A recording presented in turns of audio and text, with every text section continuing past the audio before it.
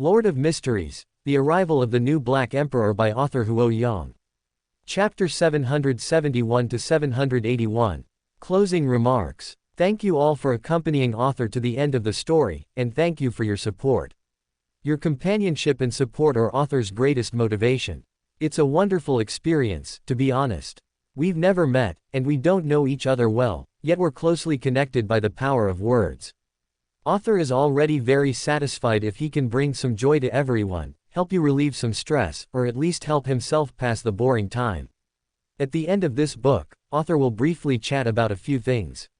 First, let me talk about the extras. This book is planned to have 6 extras, which will be released consecutively in the next 1 or 2 months. Author will rest for a few days before writing the extras. Since starting the book in March last year, author has hardly taken any rest. One day last year, he felt unwell but still struggled to write 4,000 words before resting. This doesn't mean author is a model worker or anything, because this is an essential quality for a web novelist. Author just wants to say that he feels very tired and needs to rest peacefully for a few days before considering the extras. The second issue is the summary of this book. Author is also very clear that although he really wanted to write well, due to his limited ability, this book has some glaring flaws, such as its emotional descriptions. The next book must learn from this. It will simply have a single female lead, with a few ambiguous relationships, and that's it.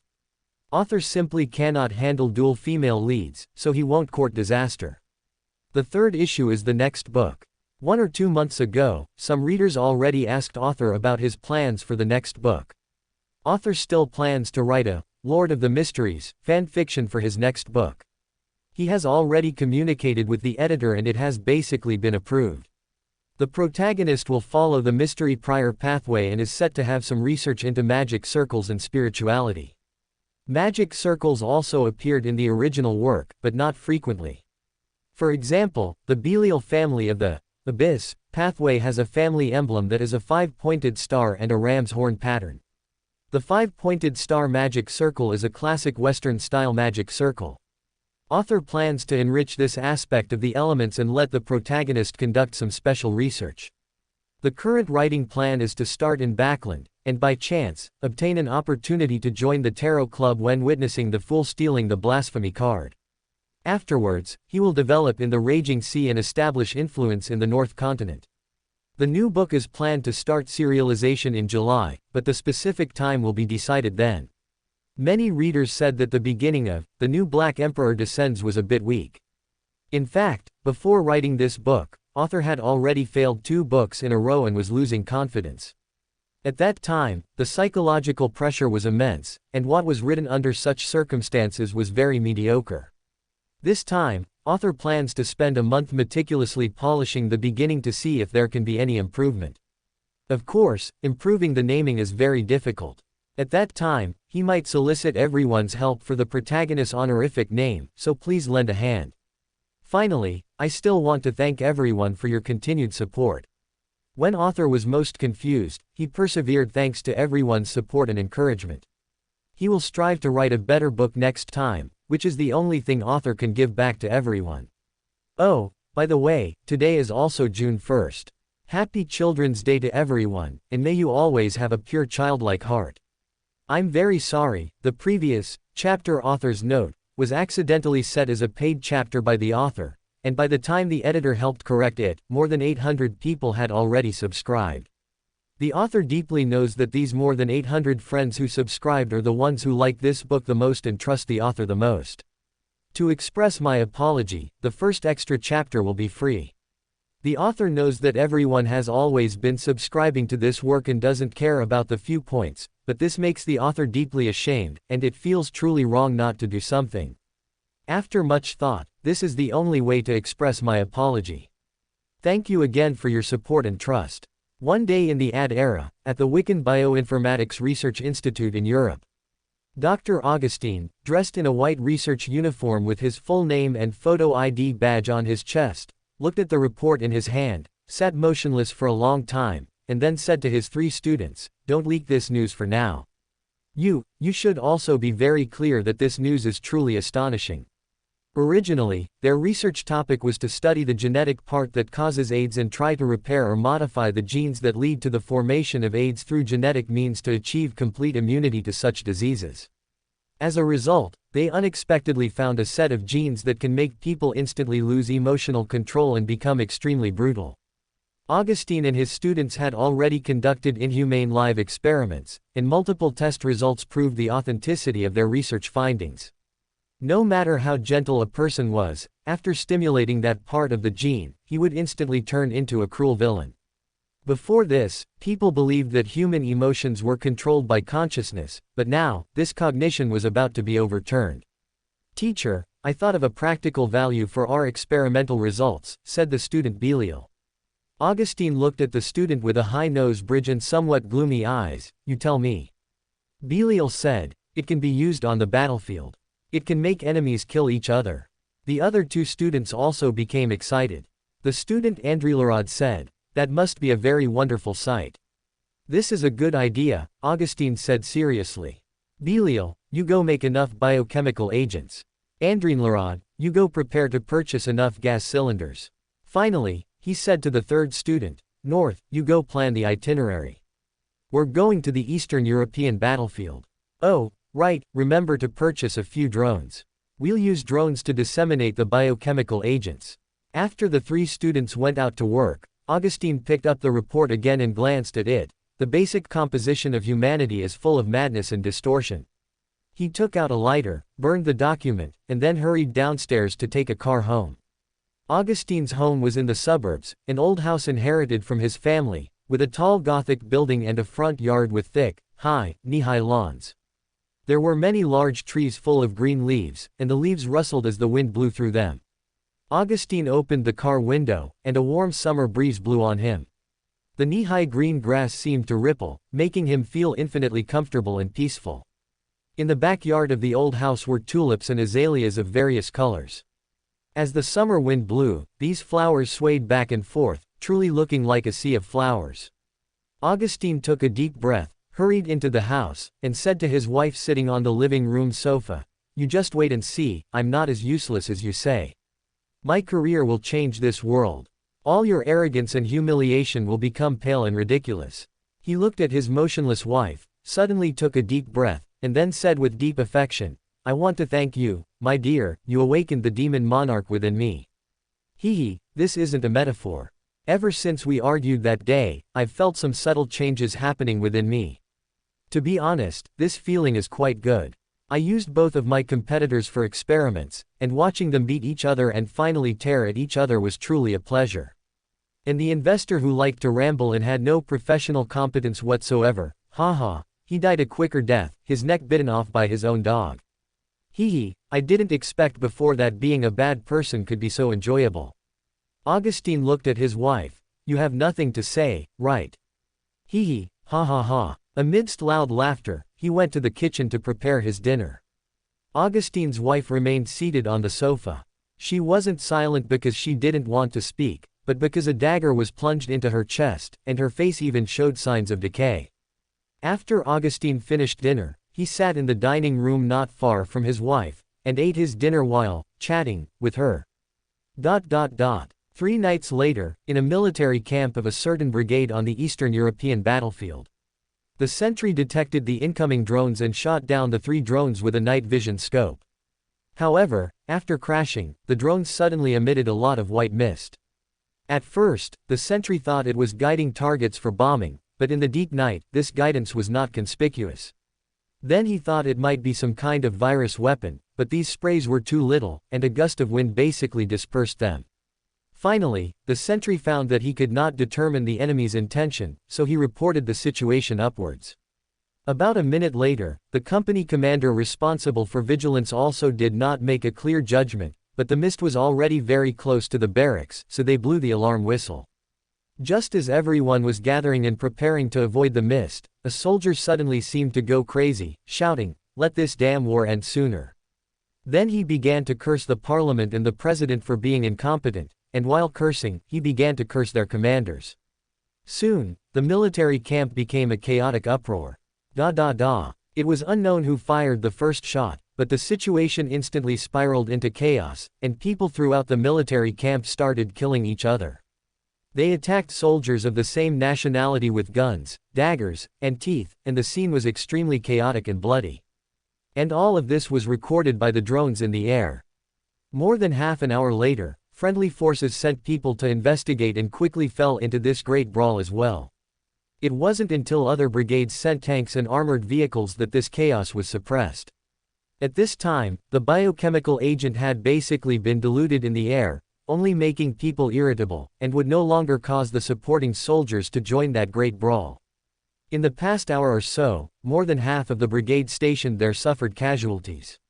Fortunately, their rationality was limited after they completely fell into a frenzy, and they did not blow up the armory, nor did they use tanks and cannons that required several people to operate to attack their comrades.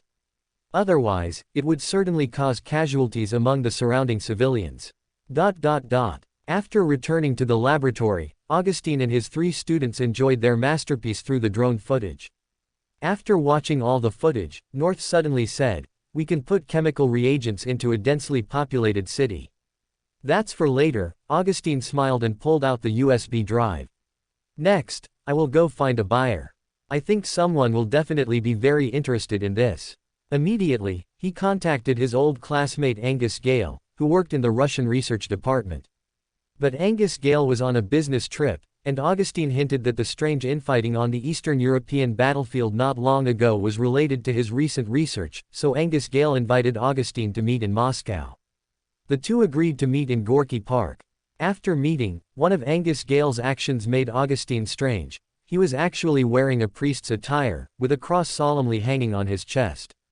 The two sat down on a long bench where there weren't many pedestrians.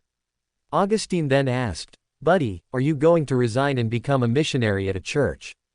Angus Gale smiled slightly, still with a slight lisp, and said, "This involves some confidentiality clauses and cannot be explained clearly to you." He said, "Let's talk about your matter." Although the news did not report it, many people know about the infighting that happened at the front line.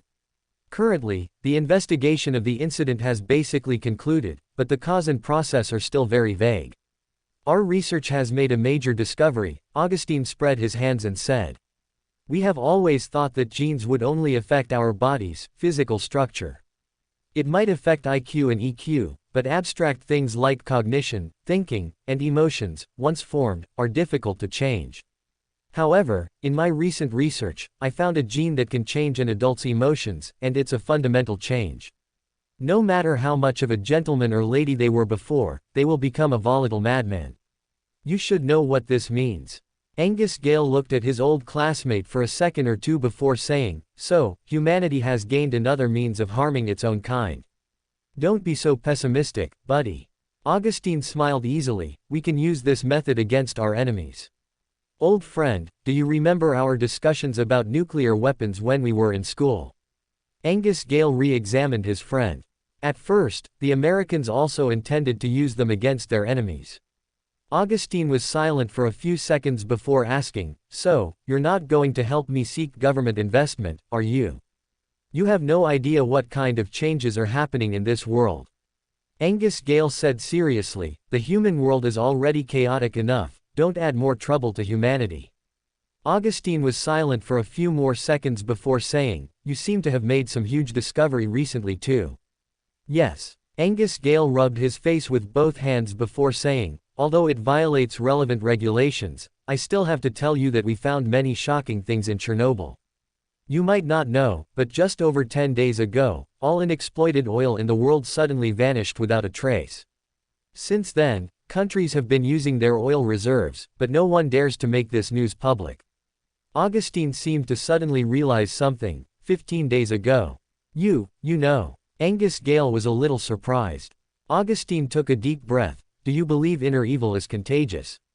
"What? I mean, inner evil, or a person's evil, can it be transmitted to people around them like a cold?" Angus Gale paused for a few seconds before asking, Tell me in more detail." "That also happened 15 days ago." Augustine's hands trembled slightly as he said, "Something inside my body suddenly seemed to wake up. That feeling was very strange. I was still me, but I wasn't like me anymore. Evil thoughts filled my mind, and I found it increasingly difficult to control my criminal impulses. The next day, I discovered that my wife and my 3 students gradually became as evil as my inner self. At this point, I suddenly realized that a certain gene in my body had been accidentally activated by something.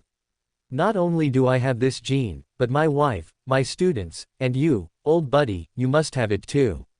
Because I had accomplices, I began to commit crimes recklessly. I killed my wife, who always humiliated me. I imprisoned 2 competitors who loved to mock me and a verbose investor. Watching their painful struggles in their last moments brought me great pleasure. My 3 students truly became my capable assistants. They helped me conduct human experiments and helped me create biological agents that could make a field brigade kill each other. They also enjoyed the process. Angus Gale listened quietly. These horrifying events seemed like nothing more than normal daily life. Finally, Augustine said, "At that moment, I finally understood that human evil truly exists in genes. When these genes awaken due to some reason, evil will cover the entire person's soul." After a few seconds of silence, Angus Gale said, "The fact that you can say that proves there's still a trace of kindness in your heart." He paused and added, "Your actions are indeed very evil in the current world, but the human world might be undergoing huge changes. Yes, I have a premonition never this strong. An unknown force will descend upon this land. All the evil things you have done might become the norm by then." He stood up and said, "So, only after the research at Chernobyl yields clear results will I decide whether to report your crimes to the police. Go back, my friend. Believe me, no matter what the final outcome is, in a while, you won't need investors anymore." With that, Angus Gale quickly left. Augustine stared at his friends retreating back for a long time, as if he suddenly understood something, then got up and quickly left. Back in the laboratory, Augustine's 3 students were already waiting for news at the institute. When they saw their teacher return, they all stood up and inquired about the results with their eyes. "I've brought shocking news," Augustine said seriously. "The end of the world is coming, and we must quickly build our own kingdom. Next, while you produce a large amount of biochemical agents and spread them in a densely populated city, I will teach you how to control those who have fallen into extreme rage. That's right, for the 3 of you, those affected by the biochemical agents and in an extremely violent state can be controlled to a certain extent." The 3 students were surprised at first, but then became very excited. Buria asked, "Teacher, in which city should we spread the biochemical agents?" Augustine, however, countered, "What are your thoughts?" At this moment, North, who rarely spoke but was meticulous, said, "We can consider Brasilia in South America. It's densely populated and has poor public safety. As long as we operate properly, no one will disrupt our plan." Augustine nodded. "Then Brasilia it is. Go prepare quickly, we might not have much time left." For the next half a month, the 4 of them smuggled a large amount of raw materials for biological agents into Brazil, and then, using academic exchange as a cover, produced a large quantity of finished biological agents in Brasilia. But before they could use those agents, the area outside their residence descended into madness. The 4 of them saw that the people on the street suddenly turned into monsters one by one. Before they could understand what was happening, they lost consciousness. Augustine felt as if he had a very, very long dream. In his dream, a giant stood on the horizon, and illusory points of light from all over the world converged into the giant's body. Finally, a few points of light also flew from the sky, or rather, from the universe, and all entered the giant's body. The next second, the giant instantly collapsed, and the points of light flew to various parts of the world again. One of the points of light flew to Augustine. It was a viscous black liquid that stayed around Augustine and refused to leave. After a very, very long time, these viscous liquids gradually merged with Augustine. In his pain, Augustine gained much knowledge. He knew that the black viscous liquid was the uniqueness of the demon pathway, and the reason it found him was because he was contaminated by the abyss. And the reason he was contaminated by the abyss was because the giant was about to awaken just now, and many strange forces became active. Augustine didn't know how long he struggled in pain, but suddenly, he woke up. He found that his 3 students, North, Buria, and Andrad, had all turned into demons with goat horns on their heads and bat wings. They were still asleep, but there were also signs of them waking up. Augustine glanced at the biochemical agents they had formulated. He didn't know if the gas cylinders had exploded on their own due to too much time, or if someone had opened them. In any case, those agents had already leaked. Looking at the ruined walls outside, and the apocalyptic streets, he was in a trance, and for a moment, he seemed to have forgotten who he was. After a while, he suddenly remembered something and picked up the identification card hanging on his chest. The text on it was still faintly visible. The name line read, Augustine Farbati. Welcome to Fanfic Audiobook, your go-to place for immersive audiobooks. If you enjoy the content, don't forget to like the video and subscribe to our channel for more amazing stories. And please support the author by link in description. Chapter 764 Extra 2, Pollution on the Moon. Time and Space Beyond the Beyonder Universe. September 12, 2030, Wonchong Space Launch Site, Hainan. According to the weather forecast, the next few hours will be a rare launch window. As 3 astronauts took the elevator inside the 140-meter-tall, mobile launch platform, to board the spacecraft, the lunar landing plan officially entered the launch phase. Command Center. Now entering launch countdown, 10, 9, 3, 2, 1, ignition. Rumble. With a huge roar, the 5 high-power aerospace engines at the tail of the over 100-meter-tall, Shenzhou 10, carrier rocket successfully ignited. In the dazzling light and the cheers of the people outside the launch site, the rocket quickly ascended into the sky. The first stage rocket accelerated to 9,300 kilometers per hour. At an altitude of 70 kilometers, the engine shut down, and the first stage rocket separated. Immediately, the second stage rocket ignited, taking 6 minutes and 30 seconds to accelerate to 25,000 kilometers per hour, separating at an altitude of 175 kilometers. Finally, the third stage rocket ignited, operating for only about 2 minutes, sending the spacecraft into Earth orbit. At this point, Commander Yin Shuizhong reported to the command center, the launch operation was a complete success. Applause came from the communicator in the command center, but this was only the first step of the mission, so everyone only applauded briefly before remaining on high alert. After orbiting the Earth 3.5 times, the spacecraft found a suitable transfer position. The third stage rocket ignited again, and the spacecraft left Earth orbit, heading towards the Moon. At this time, the protective cover at the very front of the rocket opened, revealing the Dream Boat spacecraft used for this lunar landing mission. The spacecraft separated from the rocket and proceeded to its destination alone. The speed of Dream Boat had already reached about 40,000 kilometers per hour, but it still required a 3-day journey to reach Earth's only satellite, the Moon. On the spacecraft, the 3 astronauts finally relaxed a little. The next 3 days of the journey only required continuous orbit monitoring and maintaining contact with the command center. These tasks could be completed by 1 astronaut, so they could take turns resting. The youngest astronaut, Ma Shen, was the first to leave his seat.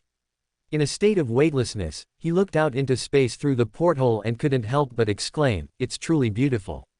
Outside was a deep, dark starry sky, as if filled with infinite tranquility and profundity. There was no light pollution here, nor any obstruction from the atmosphere, so the visibility was extremely clear. As long as one wasn't facing the sun, one could see a beautiful sea of stars. However, this sea of stars seemed immersed in a distant world, appearing very profound, somewhat different from the sea of stars seen on Earth. Thus, with continuous monitoring, after more than 2 days of travel, the Moon already occupied a large part of the view. At this time, through the porthole, one could even see several huge craters on the lunar surface. At this point, Dream Boat performed a posture adjustment, turning 180 degrees, with the spacecraft's head facing Earth. After thorough preparations, the Dream Boat spacecraft, now with its tail forward, ignited its thrusters to decelerate, successfully entering lunar orbit. Because the Moon's gravity is weak, the lunar orbit is much lower than Earth's orbit. At this time, Dream Boat was flying around the Moon at tens of kilometers above its surface. They needed to make final adjustments in lunar orbit before officially beginning the lunar landing operation.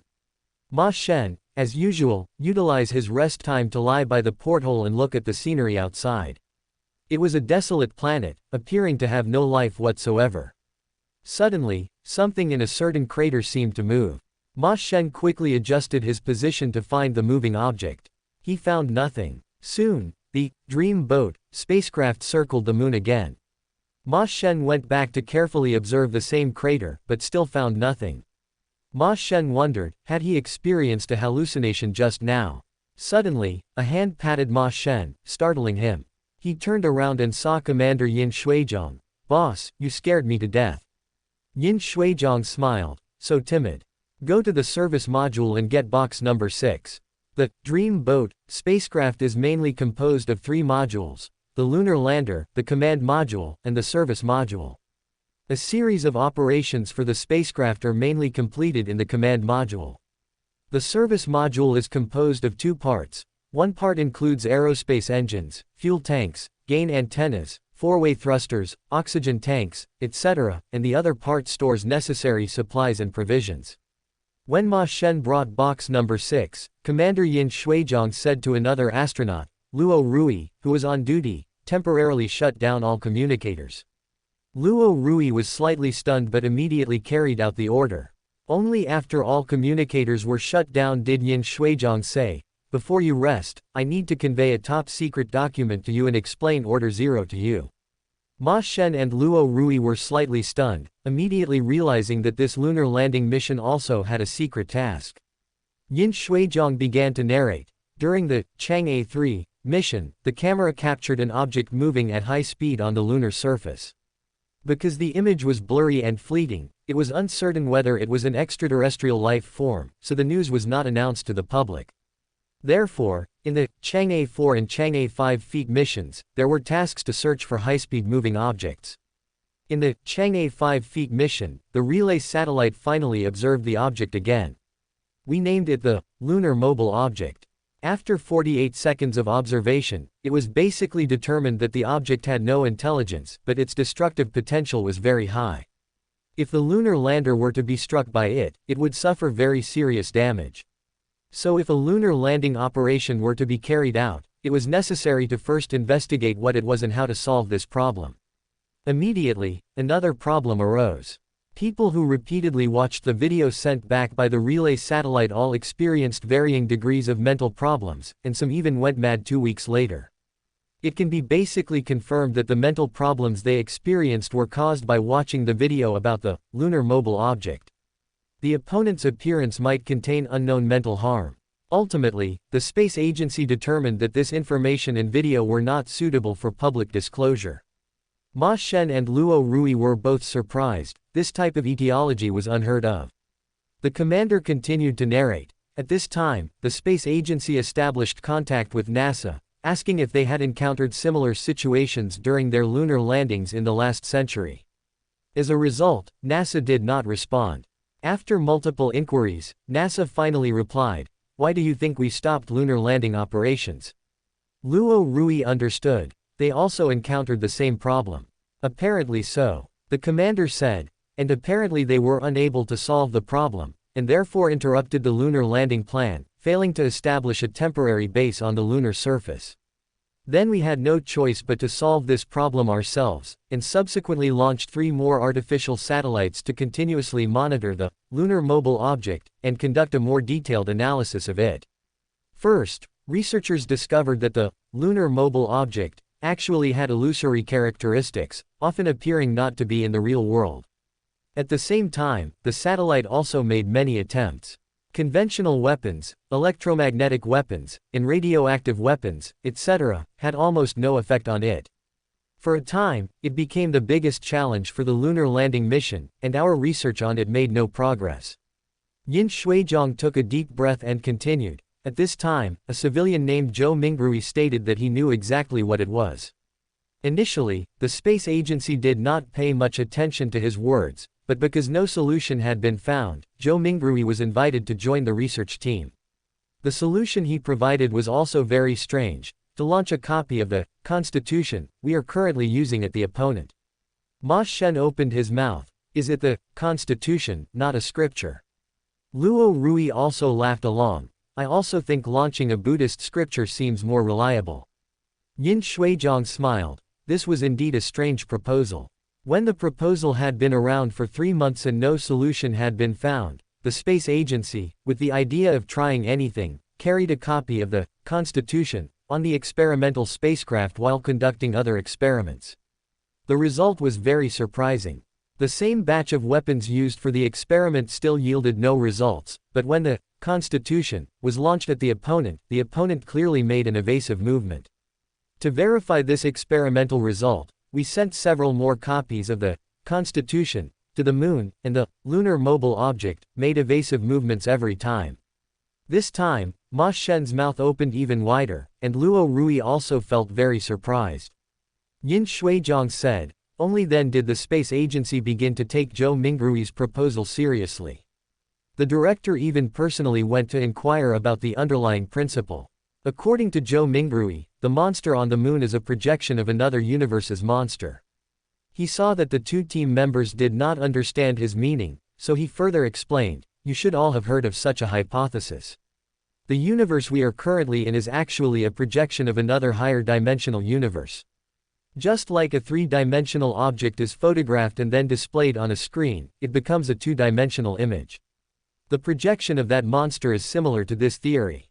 According to Zhou Mingrui, in another universe, this monster is on the Moon, turning the Moon red. Because it is very powerful, by chance, it left a projection on the Moon in our universe. In another universe, the hero who defeated this monster, the abilities he used included the power of order. And the Constitution that we have used for decades already has the abstract power of order, so when this monster saw the Constitution, it was an instinctive evasion. The two astronauts had many questions. After the commander finished speaking, they all raised their hands to ask. Ma Shen asked, Boss, is Zhou Mingrui also from another universe? Luo Rui then asked, Commander, what is the other universe like? Yin Shuijiang said, that belongs to a higher level of secrecy. The two astronauts smiled helplessly. The commander continued, with Zhou Mingrui's participation, we developed a solution for that monster. Because it is only a projection, it can be contained by special mirrors with deep dark characteristics. Chang'e 7 and Chang'e 8 have proven that this method is indeed feasible, but because there was a signal delay between the lunar rover using the mirror and the ground, several attempts failed to resolve the monster. However, those experiments made us realize a fact. It is almost impossible to complete such complex operations with intelligent robots, and that is why we have Order 0 for this mission. Yin Shuijiang's expression became serious. The above content is top secret. The two astronauts immediately stood at attention in a state of weightlessness. Yes. Then Ma Shen said, it sounds quite fantastical. Yin Shuijiang said, currently, human probes have not yet left the solar system, so we are not really clear about what the universe is truly like. Then he added, the content of Order 0 is, the most important task of this lunar landing mission is to contain the monster on the Moon, laying a good foundation for our subsequent establishment of a lunar base. He paused, then added, what I need to remind you is that there's a high probability of going mad within 2 weeks after close contact with the monster. So, you can choose whether or not to undertake this mission. Those unwilling to do so can remain in the command module. Before the spaceship launched from Earth, I had already chosen to undertake this mission. Now it's your turn. Ma Shen smiled, I was going to land on the Moon anyway, count me in. Luo Rui followed, I never thought I'd get to land on the Moon for a mission, so I'm definitely going. According to the original plan, the commander and Ma Shen would board the lunar lander, Lan Yu, to land on the Moon and carry out a series of tasks on the lunar surface. Luo Rui was to stay in the service module in lunar orbit, and after the lunar surface mission was completed, dock with the ascent stage of Lan Yu. However, the docking process could also be completed with a smart computer. Keeping Luo Rui in low Earth orbit was just a precaution. The lunar lander was not very crowded, and there was enough fuel to carry 3 people to and from the lunar surface. After confirming that the other 2 were willing to carry out Order 0, Yin Shuijiang opened box number 6 and took out 3 small boxes from inside. Each small box contained a rather dark-looking mirror and a brand new copy of the Constitution. Yin Shuijiang said, on our spacesuits, there's a fastener on the left chest. That's for securing this Constitution. As long as we have this Constitution, the monster on the Moon cannot harm us. After successfully containing the monster using the mirror and the Constitution must be put back into the box. Under the effect of the Constitution, this monster will remain sealed inside the mirror. Bring the box into lunar orbit for further processing. Ma Shen suddenly realized a problem. Commander, so, if we hang a Constitution outside our lunar lander won't be attacked by the monster. Yes. Ma Shen was stunned for a moment, then asked, then, why must we contain that monster? This mission sounds very dangerous. Yin Shuizhong smiled slightly. How can others sleep soundly beside my bed? Ma Shen also smiled. I have no more questions. Thus, the Dream Boat spacecraft reopened its communication system.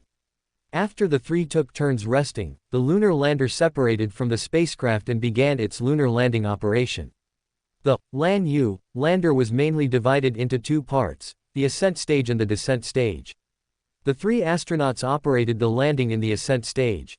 The main purpose of the descent stage was to decelerate during landing and to provide a launch platform for the ascent stage. After completing the lunar surface mission, the ascent stage and descent stage would separate. The ascent stage's engine would begin to work, and under the moon's relatively small gravity, it would send the ascent stage into lunar orbit to dock with the Dream Boat spacecraft. Under the skilled operation of the three astronauts, Lan Yu successfully landed. Next, the lunar surface mission was to begin. Yin Shuizhong commanded, the three of us must split into two groups. One group stays behind, and one group performs extravehicular activity. Luo Rui and I will perform the first extravehicular activity. Ma Shen will stay behind. Ma Shen, who was about to put on his spacesuit, asked somewhat incredulously, why? Luo Rui smiled, because you are the youngest. Yin Shuizhong took a deep breath, that's right. If both of us go mad during the mission, it proves that we must have had close contact with the monster. Don't mind us. Recover the mirror containing the monster, immediately operate the ascent stage to return to low Earth orbit. In folder 10 of Dream Boat, there is a subsequent mission outline. Ma Shen paused for a second or two before saying, yes. So, Yin Shuizhong and Luo Rui put on their spacesuits for the first round of extravehicular activity. The first to step off the landing gear was Yin Shuizhong. After taking a few steps on the moon, he said, after 56 years, humanity visits the moon again. This time, we will bring new surprises to the moon. Afterward, we will orderly establish temporary and permanent bases. In the future, we will even grow vegetables on the moon. At this moment, in the command center of the Wenchang launch site, all the staff stood up excitedly and applauded. Although they were smiling, most of them had tears in their eyes. Once upon a time, they could only watch others travel in space, land on the moon, and explore deep space. Now, those who set off early are still treading in place, while this eastern giant dragon has caught up quickly and steadily. Afterward, a series of actions such as sampling, photography, and preliminary geological exploration began, but no monsters on the moon were encountered. One round of extravehicular activity lasted 4 hours. After returning to Lan Yu to rest and replenish some food and water, the second round of extravehicular activity began. When the predetermined tasks were basically completed, the alarms worn by Yin Shuizhong and Luo Rui suddenly blared. From Lan Yu, Ma Shen reported, according to satellite monitoring, the lunar monster is heading our way. Its predicted trajectory is about 8 kilometers from you. Please move north immediately. Yin Shuizhong and Luo Rui immediately stopped their work, quickly boarded the lunar rover, and after checking the compass and confirming the direction, immediately took action. About 10 minutes later, the lunar rover had traveled about 6 kilometers, and they could already vaguely see a rapidly moving shadow in the distance. If the satellite hadn't pre-calculated its trajectory, it would have been impossible to encounter the monster unless it was rushing directly towards them. The moment they saw that shadow, both of them immediately felt their scalps tingle, as if their minds had already been impacted. Fortunately, this was only a projection. If they had seen its true form, both of them would have already lost control and died. Both immediately got out of the vehicle, and while opening the box to take out the mirror, they moved to surround the monster from 2 directions. As for the Constitution, they had already placed it on their chests beforehand. But very quickly, they found something was wrong. The monster was actually changing direction. Both immediately understood that the monster feared the Constitution, and thus wanted to escape in another direction. Astronaut Luo Rui immediately made a decision. He forcefully threw the Constitution towards the monster's new direction of movement and shouted, "You brat, come to Grandpa here." The monster seemed to understand Luo Rui's insult and actually came towards him. Yin Shuizhong, from the other direction, tried his best to rush over, but the moon's gravity was low, making movement very difficult. It was clear he wouldn't make it in time. Luo Rui held the mirror horizontally in front of him, staring intently at the monster before him. As the monster approached, his mental activity became increasingly intense, and his emotions were at risk of losing control, but he still held the mirror steadily in front of him. In a breath, Luo Rui seemed to enter a dreamlike, illusory space. He saw a gigantic, all-encompassing figure standing on the horizon. Suddenly, that figure collapsed, and a part of it formed the shadow before him. Immediately, a series of twisted and mad thoughts appeared in Luo Rui's mind. Finally, he tilted his head and fainted. But he still maintained his standing posture, the mirror held steadily in front of him. Not far away, Yin Shuizhong, also enduring immense mental pressure, saw the huge shadow enter the mirror, which was as tall as a forearm, amidst his heavy breathing. At this point, the immense mental pressure disappeared. Luo Rui slowly fell to the ground. Yin Shuizhong, at the fastest speed, scrambled over to pick up the mirror. The mirror did not reflect his shadow, only a blurry dark figure. He immediately stuffed the mirror into the box, then put the Constitution from his chest into the box, and locked the box securely. Yin Shuizhong then went to check on Luo Rui's condition. His face was pale, and he seemed to have stopped breathing. At this moment, Yin Shuizhong felt as if tears and snot were flowing out, but when he reached to wipe them, he realized he couldn't through the helmet. Actually, it wasn't snot and tears, it was blood flowing from his nose and the corners of his eyes. He had been too close to the lunar monster just now, and his body and mind had suffered incurable damage. Yin Shuizhong quickly went back to drive the lunar rover over, and then, with blood continuously flowing from his nostrils, eye corners, ear canals, and mouth corners, he placed Luo Rui and the small box onto the lunar rover. While driving the lunar rover back, Yin Shuizhong felt his mind was somewhat dazed, but the last shred of his consciousness made him operate the lunar rover to continue driving towards Lanyu. Suddenly, Yin Shuizhong saw a figure appear before him. Yes, there was a person there. A person not wearing a spacesuit, but rather Earth clothing. It was a young man with short hair, unremarkable features, and a rather refined appearance. The only striking impression was that he seemed both young and experienced, which appeared somewhat contradictory. The already dazed Yin Shuizhong stared for 3 or 4 seconds before seemingly snapping back to reality. How could there be a person dressed like this here? This was the moon. This was space. Even without considering the temperature here, it was a place with no oxygen and no humidity. Exposure to the outside would result in instant death, turning one into a dried corpse. The young man merely raised a hand slightly, and in a blur, Yin Shuizhong's vision seemed to become somewhat illusory. At this moment, their fate was subjected to fooling. All the mental and physical damage they had suffered was transferred to the surrounding rocks. When the illusion vanished, he seemed to suddenly come back to his senses, and the discomfort in his body and mind simply disappeared. Yin Shuizhong quickly looked around. Where was any young man? At this moment, he suddenly recalled that the young man just now was precisely Zhou Mingrui. As the commander, he had met this civilian. Just as Yin Shuizhong was wondering if he had experienced a hallucination, Luo Rui's voice came through the communicator. "Commander, we succeeded." Yin Shuizhong turned his head and, through the helmet's visor, saw that Luo Rui had woken up. His complexion was rosy, and his voice was full of vigor, seemingly fine now.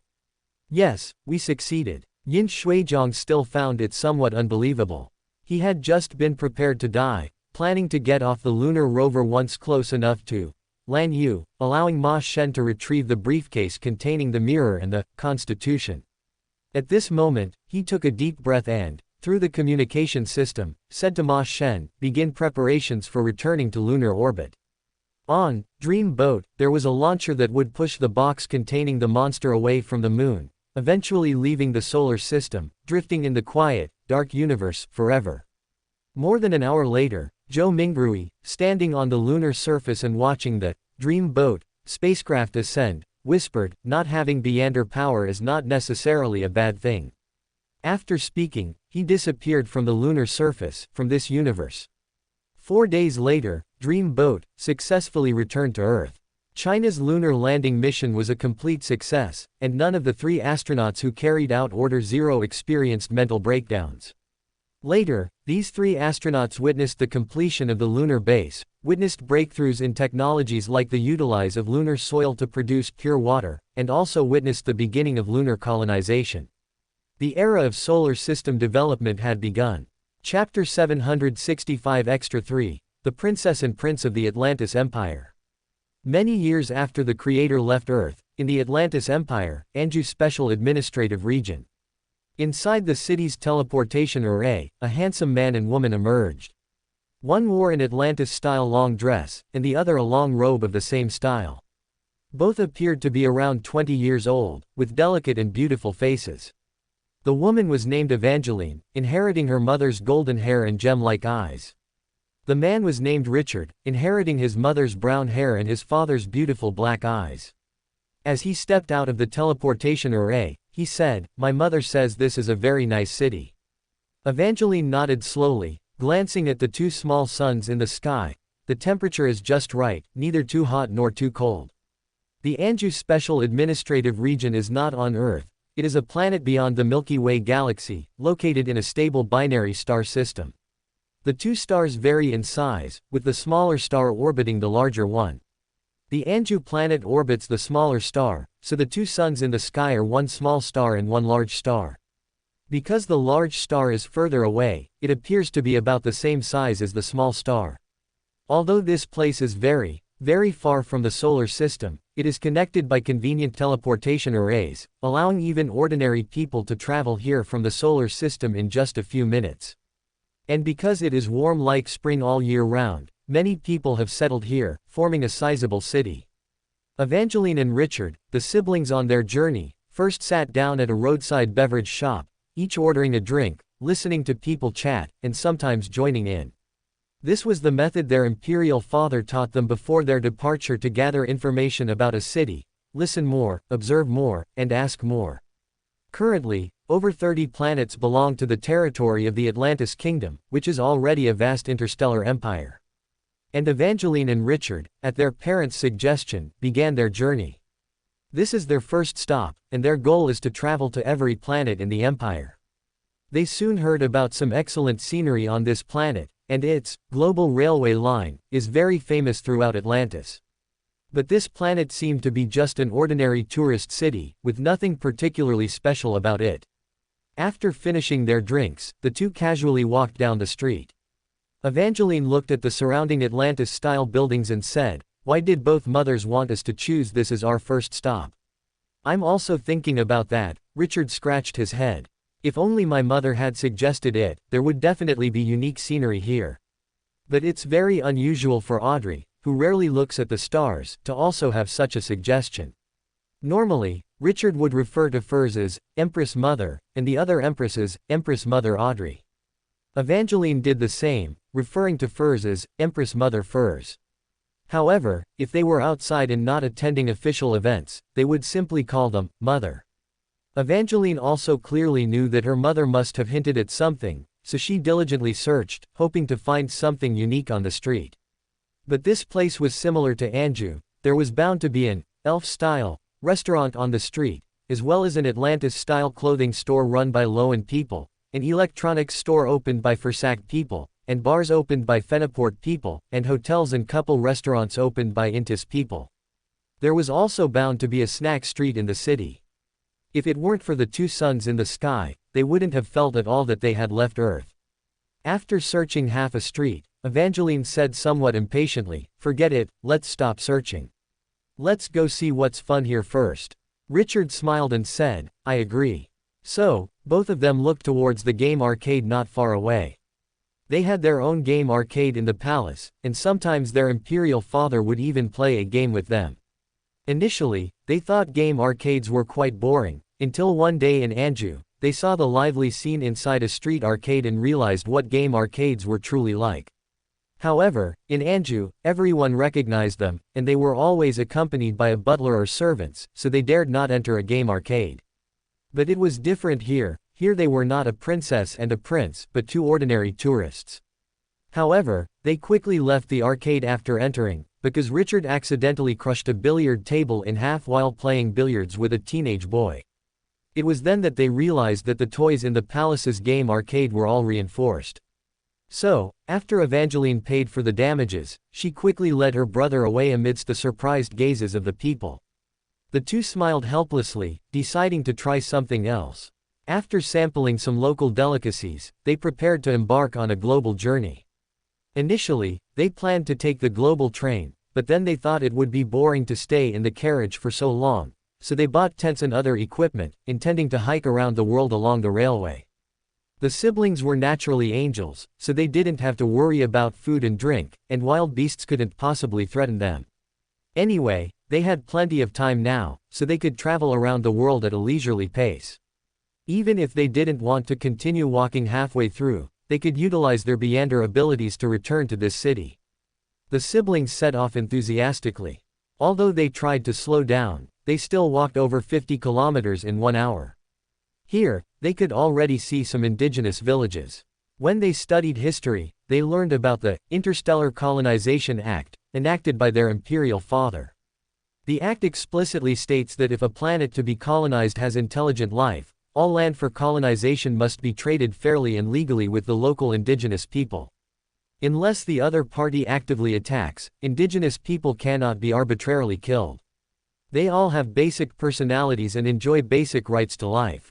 At the same time, there are also regulations for the colonization process. First, an exploration team composed of Beyonders determines that the planet has colonization value and is suitable for human habitation.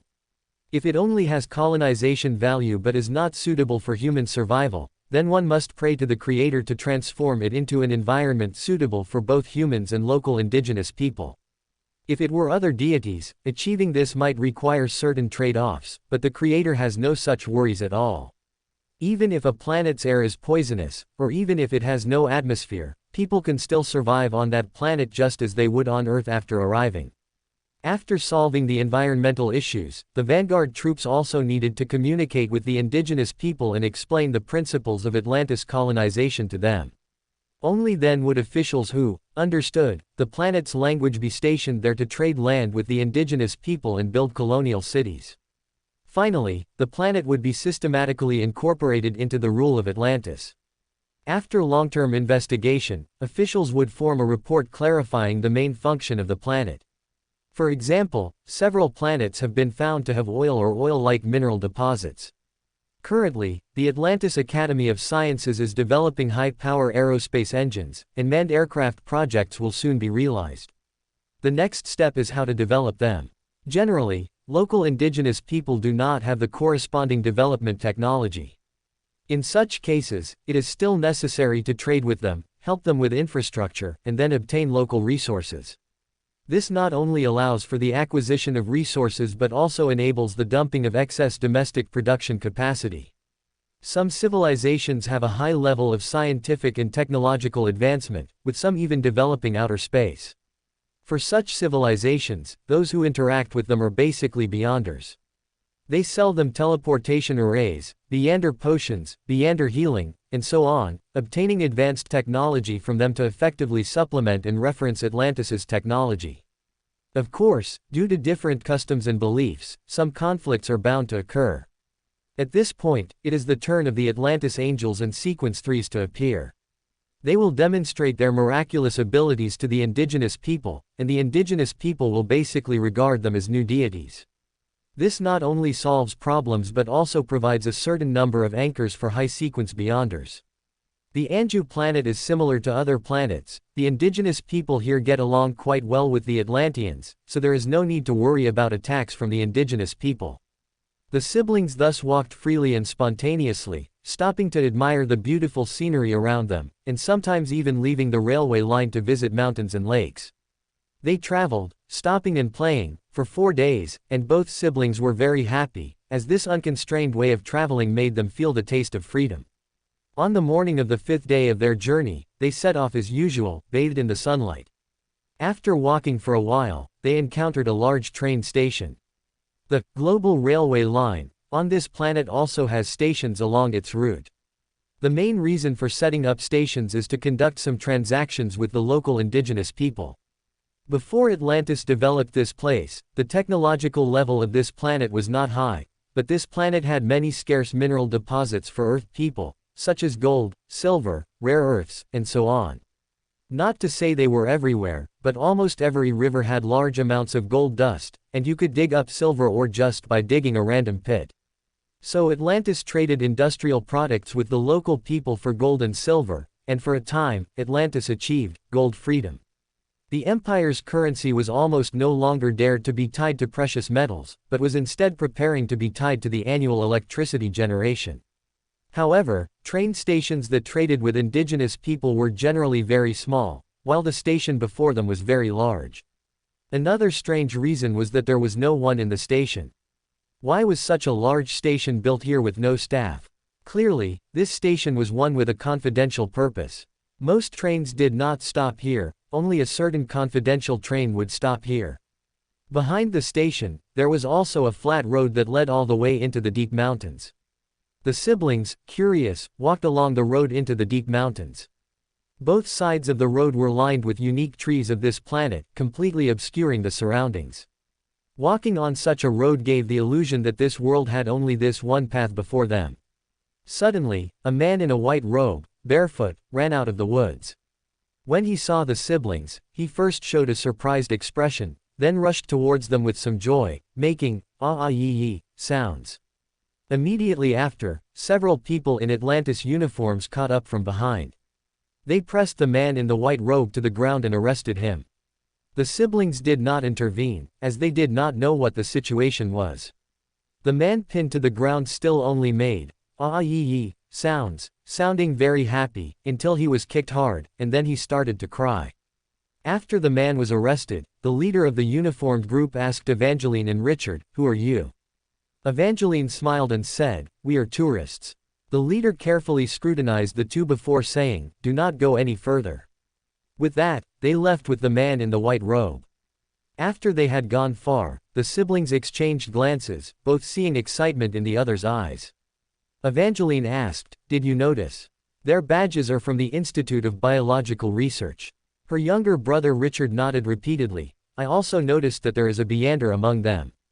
As far as they knew, any research unit equipped with Beyonders was basically conducting national-level key research projects. Without needing further discussion, the siblings hid their backpacks in the woods, then used their Beyonder abilities to avoid the main road and went up a nearby mountain to survey the surroundings. On the other side of the mountain, they indeed saw a considerable complex of buildings. In the forest, there was a large factory-like building surrounded by a high wall, containing 7 or 8 large and small buildings, and a tall water tower. The siblings glanced at the tall building among them, and after confirming with their spirituality that there were no Beyonders of the angel level here, they once again used their Beyonder abilities to appear on the top floor of the building. Next, the Duke of Entropy, Richard, would continuously distortion the vision of the people around them with his Beyonder abilities, making them ignore the siblings. So, the two swaggered into the largest building. Before entering, they noticed that the building only had the simple words, 6th Research Institute, written on it, without a specific name. This was also a bit unusual, because the names of Atlantis research institutes usually included place names or research project names, but this institute had no such information. The siblings became even more curious. They entered the building and searched everywhere for clues about what was being researched there. They had no intention of finding a researcher for an interrogation, believing they could uncover the truth on their own. First, on the first floor, they found large rooms filled with men and women in white robes. Though adults, they were playing on slides and swings, clearly having a great time, often emitting childlike laughter. However, they seemed unable to speak, only communicating with ah-yee-yee sounds and gestures. The two then went to the second floor, where they found younger men and women, also in white robes. As they ascended, they successively saw teenagers, children, and infants. Finally, on the top floor, they saw embryos being cultivated in glass bottles with various tubes inserted. The siblings exchanged glances, still unsure what kind of experiment was being conducted here. But they could be certain it was a human experiment. To their knowledge, human experiments were explicitly prohibited. Just then, they saw a researcher lead a man in a white robe from the first floor to a two-story building with almost no windows and walls reinforced with metal. The siblings immediately followed inside. They saw the researcher bind the man in white robes with iron chains, and then a Beander took out a sealed artifact with severe negative effects.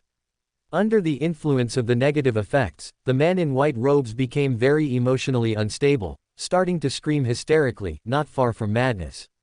At this point, the Beander put away the sealed artifact and poured a small bottle of medicine into the man in white robes. The surrounding researchers meticulously recorded the man's reactions. After 1 or 2 minutes, the man in white robes, emotions clearly improved. After letting him rest for a while, the second round of experiments began.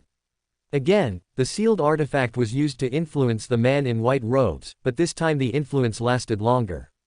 The man's eyes turned blood red, his teeth and nails grew rapidly, and small snakes seemed to writhe beneath his skin, showing clear signs of transforming into a monster. Only then was the sealed artifact put away, and another bottle of red potion was poured into the man in white robes. This time, after a full 10 minutes, the man in white robes miraculously recovered. Though he still looked pained, the signs of turning into a monster simply vanished. The researchers all applauded, celebrating the results of this experiment. The man in white robes was taken to a separate room, where he would clearly continue to be observed and experimented on. The siblings saw the man in white robes, tormented to the point of near unconsciousness. They exchanged glances, their lifelong tacit agreement meant no discussion was needed. Richard, distortion, the minds of several guards escorting the man in white robes, making them take him outside this building. Evangeline then solemnly declared, "No asking for help is allowed here. No information exchange with the outside world is allowed here." At the same time, Richard had already, distortion, all the men and women in white robes from the previous building into the courtyard, preparing to send them away. Whoosh whoosh whoosh. At this moment, a dull alarm suddenly blared from the research institute. The sound was like a curse, slowing down everyone's movements, including the siblings Evangeline and Richard. At this point, they also understood that the Beander arrangements here were more advanced than they had imagined. The next second, not far from them, a hazy door opened, and the vampire Duke Ulmer emerged from it. He was about to attack the intruders when he suddenly recognized them. "Your Royal Highnesses, why are you here?" Evangeline's speech also slowed down. "Oh Ulmer, uncle, we are, travel, this, planet." They often saw Ulmer when they visited their grandmother, so they were quite familiar with him. Ulmer surveyed the surroundings and roughly understood what was happening. Nonsense. As he spoke, he took out a switch made of order crystal, and first turned off the alarm, otherwise angels would continuously arrive as reinforcements. Under Ulmer's command, after driving all the men and women in white robes back, he invited the two troublemakers to his office. Evangeline and Richard also knew that since even an angel had appeared, the research here must be extremely important, so they obediently followed behind, neither speaking nor asking questions. It wasn't until they were seated in the reception area of Ulmer's office, and the secretary had served tea and left, that Evangeline sealed off the surrounding sounds to prevent them from reaching outside the office. "Uncle Ulmer, is the Atlantis Empire secretly conducting human experiments here?" Ulmer glanced at the siblings and said, "Yes." Both siblings were a little surprised. Evangeline said, but. Ulmer raised his hand. "Before explaining the research here, let me tell you something. Although you were born angels, you must both know that every Beander advancement is a very dangerous thing, right?" The siblings nodded. They had heard about this since childhood. Ulmer continued, "In the past decade or so, we have made statistics. Based on knowledge of the acting method, the risk of advancing to sequence 9, sequence 8, and sequence 7 is not great. The success rate is about 98%. Of course, this statistic definitely excludes those Beanders who are injured or mentally polluted and cannot advance normally. The probability of successfully advancing from sequence 7 to sequence 6 is 90%, and from sequence 6 to sequence 5 is 78%. These probabilities are under the conditions of organizational support, knowledge of the acting method, and access to advancement and acting experience. And these are only the probabilities of successful advancement. Deterioration of status after advancement, or inability to continue advancing due to other reasons, are not included. It is said that the probability for wild beyonders to advance from sequence 7 to sequence 6 is less than 60%. Many beyonders who complete the advancement process without fully digesting the potion also have a high probability of losing control. The siblings roughly understood that this place was likely a research facility for the madness and distortion aspects of the Beyonder. Ulmer continued, even below demigods, the Beyonder manifests as highly uncontrollable. Therefore, His Majesty the Emperor specially ordered the establishment of this research institute. And by utilize the cloning technology traded from planet Sivas. Richard suddenly asked, hearing this, cloning technology. This was a word he had never heard before. Yes, Ulmer explained, this is the name His Majesty the Emperor gave to the technology, meaning it allows for asexual reproduction and artificial creation of life. He continued his previous topic. After our vampire's modifications, this technology has undergone a fundamental change from its original form. First, if we need to, an embryo can grow into an adult within 3 seconds. But because the demand for experimental subjects is not that great, we primarily rely on instruments for cultivation. Even so, it only takes 3 months for an embryo to become an adult. Another change is that we sought the help of the Creator, and changed the process of life's birth. The experimental subjects you saw only have a virtual consciousness within them, not a consciousness in the sense of life. It is said that this virtual consciousness was jointly developed by His Majesty the Emperor and Emperor Rosal. They even gave it a strange name, operating system. Because these consciousnesses are not naturally formed, they only produce normal physiological reactions and generally do not engage in self or worldview thinking. Moreover, after the main body, death, the operating system will disappear on its own, without producing any spiritual body. Therefore, we all believe that these experimental subjects are not life in the general sense. The siblings both understood why the man in white robes they met on the way was first surprised, then delighted, and even happy after being caught, because to him, it was just a game. At the same time, they also understood Ulmer's meaning. These experimental subjects were not life in the general sense, so these experiments did not violate the Empire's laws. Evangeline then asked, what exactly is being researched here? Currently, there are 2 major research projects. Ulmer truthfully stated, one project is to utilize experimental subjects to find ways to suppress or even cure loss of control through medication. According to our research, a normal human body has a spiritual circulatory system that tends to be balanced in its normal state and can operate on its own, even in ordinary people. The Beyonder characteristic contained in the potions taken by Beyonders disrupts this balance, causing temporary instability. If the advancer restores to a normal state through meditation or other methods, this spiritual circulation will also recover. But if this spiritual circulation is unstable for a long time, signs of loss of control will appear. This is also our research, the intrinsic theory of loss of control. Based on this, we have developed many drugs that can restore spirituality to normal within a certain period, effectively slowing down the time and degree of loss of control. Combined with methods like meditation, even if signs of loss of control appear, a stable state can be restored within a certain period. Currently, this is a mandatory medicine for official Beyonders of the Atlantis Empire, but it can only delay the signs of loss of control. Ultimately, the problem of poor condition still needs to be completely resolved by digesting the potion. Additionally, due to injuries or mental pollution, this medicine is only suitable for emergency utilize. Now we are researching drugs that can effectively treat the process of loss of control once it has begun.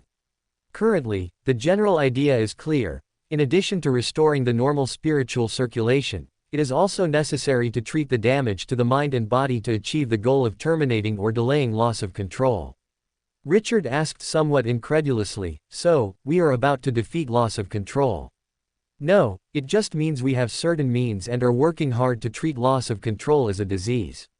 Ulmer sighed. Furthermore, these drugs have miraculous effects on low-sequence Beyonders, and good effects on sequence 7 and sequence 6 Beyonders.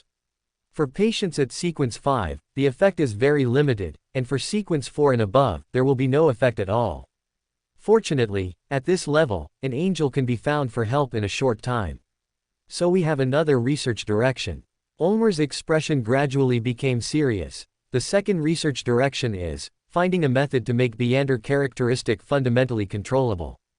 The siblings realized that this was a process similar to finding Beander pathways and exploring potion formulas during ancient times and Second Epoch. Evangeline quickly asked, have there been any results? Currently, the results are very limited. Ulmer said somewhat helplessly, our main idea now is to make Beanders' minds stronger through medication and training to deal with Beander power. You should have heard about this. Since last year, His Majesty the Emperor has required official Beanders to strengthen their mental training and hold regular exchange meetings to share acting experiences. We haven't found a very good way to directly deal with the distortion and madness of Beander characteristic, and we don't even have a feasible idea. The siblings fell silent. Only now did they truly experience the distortion side of the Beander. Evangeline said, I understand why both mothers recommended this as our first stop for travel. They hoped we would understand that the Empire is built on the foundation of the Beander, and yet the Beander has such great uncontrollability. Richard nodded, indicating he had similar thoughts. Then he asked, can we find a way to completely control the Beander? Originally, I also thought the hope was slim. Ulmer smiled and said, but His Majesty the Emperor said that we have all the time in the world. If we can't find a way in 100 years, then 1,000 years, or even 10,000 years, we will always find a practical idea. Just having a feasible idea can make one eternally remembered in the Beander world. Richard and Evangeline exchanged glances, the story of the old man moving mountains. Evangeline looked at the teacup in front of her, I hope that day comes soon.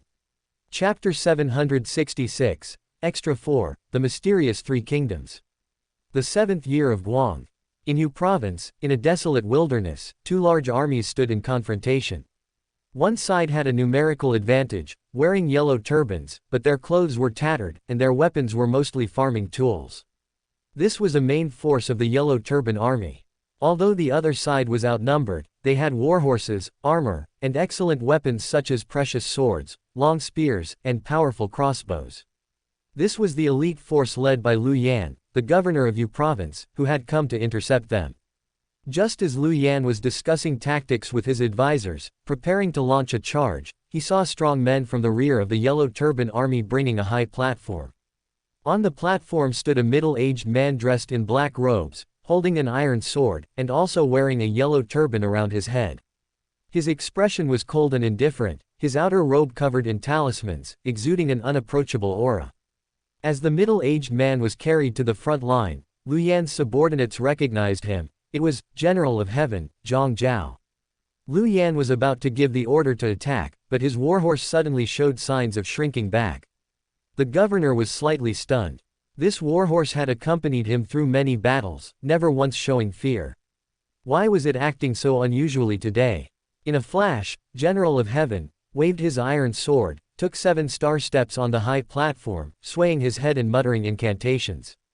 Suddenly, the sky darkened, and a strong wind began to howl. Lu Yan and all the other officers and soldiers showed grave expressions. Just then, Zhang Zhao shouted, the azure heaven is dead, the yellow heaven shall rise. The year is Jazi, the world is auspicious. God of thunder, aid me. Crack. Thunder rumbled in the sky, and a fierce wind raged. All the officers and soldiers were awestruck and fled in panic. Amidst the chaotic army, Lu Yan looked back and saw Zhang Zhao on the high platform with a pained expression. Tentacles with some white inscriptions emerged from beneath his clothes. Lu Yan was slightly stunned, his eyes filled with the white inscriptions on those tentacles. The 6th year of Zongping. Cao Cao's attempt to assassinate Dong Zhou with a dagger failed, so he fled Luoyang, preparing to return to his hometown of Chao County to recruit soldiers and join the heroes of the world in punishing Dong Zhou. When passing through Zhongmu County, the county magistrate Chen Gong, moved by his righteousness, willingly abandoned his official post to follow him. So, the two rode fast horses and fled together towards Cao Cao's hometown. After 3 days of travel, they reached the border of Chunggao as dusk was falling. Chen Gong pointed his whip at a light in the woods. I imagine there's a village ahead. How about we stop there for the night? Cao Cao looked at the light with a solemn expression. Gongtai, Chen Gong's courtesy name, you don't know. Back then, I battled the Yellow Turban bandits here. When the bandits were defeated, they burned the village and retreated to block our pursuit. At that time, this place was already barren. Why would there be a new village now? Chen Gong said, it must be the villagers who fled returning and rebuilding the village. Cao Cao sighed, to be honest, this place was the private property of Lu Bosch. This gentleman was my father's sworn brother. When the bandits came, they slaughtered his entire family, young and old. It was I who ordered them to be buried. He looked at the light ahead and continued, never mind. Let's go investigate. Perhaps it's Lu Gong's relatives who have returned. When the two arrived in front of the manor, just as they were about to dismount, the main gate opened, and a person came out to greet them. Cao Cao was greatly startled. Lu. Then Cao Cao's surprise turned into a smile. Uncle, are you well? As he spoke, he dismounted and bowed. It turned out this person was indeed Lu Bosch. He smiled and asked, nephew, what brings you here? Cao Cao was very affectionate. After bowing, he took Lu Bosch's hand, only to find Lu Gong's hands icy cold, not like those of a living person. Mengdu understood in his heart, my friend and I were traveling here and wished to stay at uncle's place for a night. Lu Bosch opened the gate wider, please come in quickly. Chen Gong was beside him, not uttering a word. The two followed Lu Bosch to the thatched hall and sat down. Lu Bosch rode a donkey out to buy wine, leaving only Cao Cao and Chen Gong in the thatched hall. Chen Gong quietly asked, are these Lu Bosch's relatives? No, Cao Cao also whispered, this person is Lu Bosch himself. Chen Gong was surprised. This. Cao Cao continued, just follow my lead. Suddenly, they heard the sound of a knife being sharpened from behind the hall. The two quietly entered behind the thatched hall and heard someone say, tie it up and kill it. Cao Cao sneered, strike first. So he and Chen Gong drew their swords and rushed in, killing everyone regardless of gender, a total of 8 people. Searching into the kitchen, they saw a pig tied up under the stove. It turned out that Lu Bosch's family had been about to kill the pig to entertain them. Chen Gong was filled with regret. Oh, Mengdu, you were too suspicious. We've mistakenly killed good people. Cao Cao, however, said, you don't know the methods of the Yellow Turban Army, which is why you were deceived by this scene. If we had eaten this pork, we would all have died here, trapped forever in this village. He took a burning piece of firewood from the stove and lit the thatched hall. This place is not safe to stay long. Let's go quickly. They had not gone 2 li when they saw Lu Bosch returning on his donkey, carrying wine. Just as he was about to speak, Cao Cao spurred his horse forward and stabbed Lu Bosch with a sword, throwing him from the donkey. Chen Gong was greatly shocked. We just killed 8 members of Lu Bosch's family due to a misunderstanding. Why must you kill Lu Bosch again? Cao Cao said, I have fought against Zhang Zhao's brother, Zhang Bao, many times and know that he possesses sorcery. Later, when I met with Yuan Shao and others, they all said that Zhang Zhao and his 2 brothers could summon wind and rain and command the god of thunder. Since then, many evil arts have spread among humanity. He sighed. Gongtai, the human world is no longer the human world it once was. Chen Gong's face showed disappointment. Mengdu, to deceive me, you've resorted to such absurd claims. Cao Cao remained silent for a moment, then said, Gongtai, let's camp in the mountains tonight, and come back here tomorrow to investigate. Then you'll know the truth. Enough, enough, Chen Gong cupped his hands. I abandoned my office for righteousness, but I never expected you to be so unrighteous. Let us part ways here. Gongtai, Cao Cao still wanted to persuade him to stay, but Chen Gong had already spurred his horse ahead. Cao Cao silently drew his sword and stabbed Chen Gong from his horse.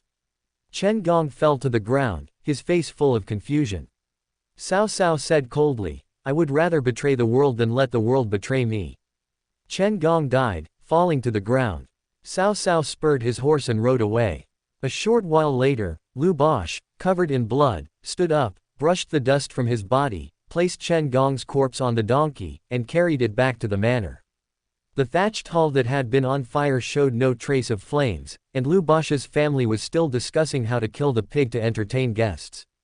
Later, when Cao Cao heard that Chen Gong had appeared under Lu Bu's command, he immediately raised a large army, annihilated Lu Bu, and then killed Chen Gong at White Gate Tower. The 3rd year of Jianan. Cao Cao killed Liu Biyu at White Gate Tower, thus recovering Suzhou. Liu Bei and his two sworn brothers, who had assisted in the battle, followed Cao Cao's army back to the capital. In Xuchang, Liu Bei wished to help Emperor Xian regain power, but he discovered that the mastermind, Dong Yun, had little talent and was no match for Cao Cao. Just then, Yuan Shu declared himself emperor and intended to move north, passing through Suzhou, to join forces with Yuan Shao. So, Liu Bei, familiar with Suzhou, requested to lead troops to intercept him. Cao Cao dispatched 50,000 soldiers, with Liu Bei as the general, and also sent his trusted aides Zhu Ling and Lu Zhao as assistants. Liu Bei reached Suzhou and decisively defeated Yuan Shu, but he did not return to the capital. Zhu Ling and Lu Zhao were no match for Liu Bei and his two brothers. They were sent back to Xuchang by Liu Bei with a few words. At this point, Liu Bei showed signs of establishing his own power. Cao Cao was furious upon hearing this and personally led a large army to attack Suzhou. Liu Bei and Zhang Fei led their army to meet the attack, but their sneak attack on Cao Cao's camp backfired into an ambush, and they were then attacked by Xiahou Dun, suffering a defeat and fleeing, getting separated from Zhang Fei. Liu Bei led his remaining troops first to Xiaopei, but Xiaopei had already fallen into Cao Cao's hands. Just as he was about to go to Shopi, a unit of Cao Cao's army blocked his path. At this time, Liu Bei only had 20 to 30 personal guards left, so he had to fight desperately. Although he successfully broke through, only Liu Bei remained, while Cao Cao's army was spread all over the mountains and plains. Xiahou Dun and other generals were overjoyed. Today, we will surely capture Liu Bei alive. Suddenly, a fierce wind arose, and a luminous portal appeared in front of Liu Bei. A moment later, the wind subsided, and both Liu Bei and the luminous portal vanished. Cao Cao's army was horrified. Afterward, Liu Bei suffered defeats many times, yet he was able to escape from desperate situations many times. The 24th year of Jianan.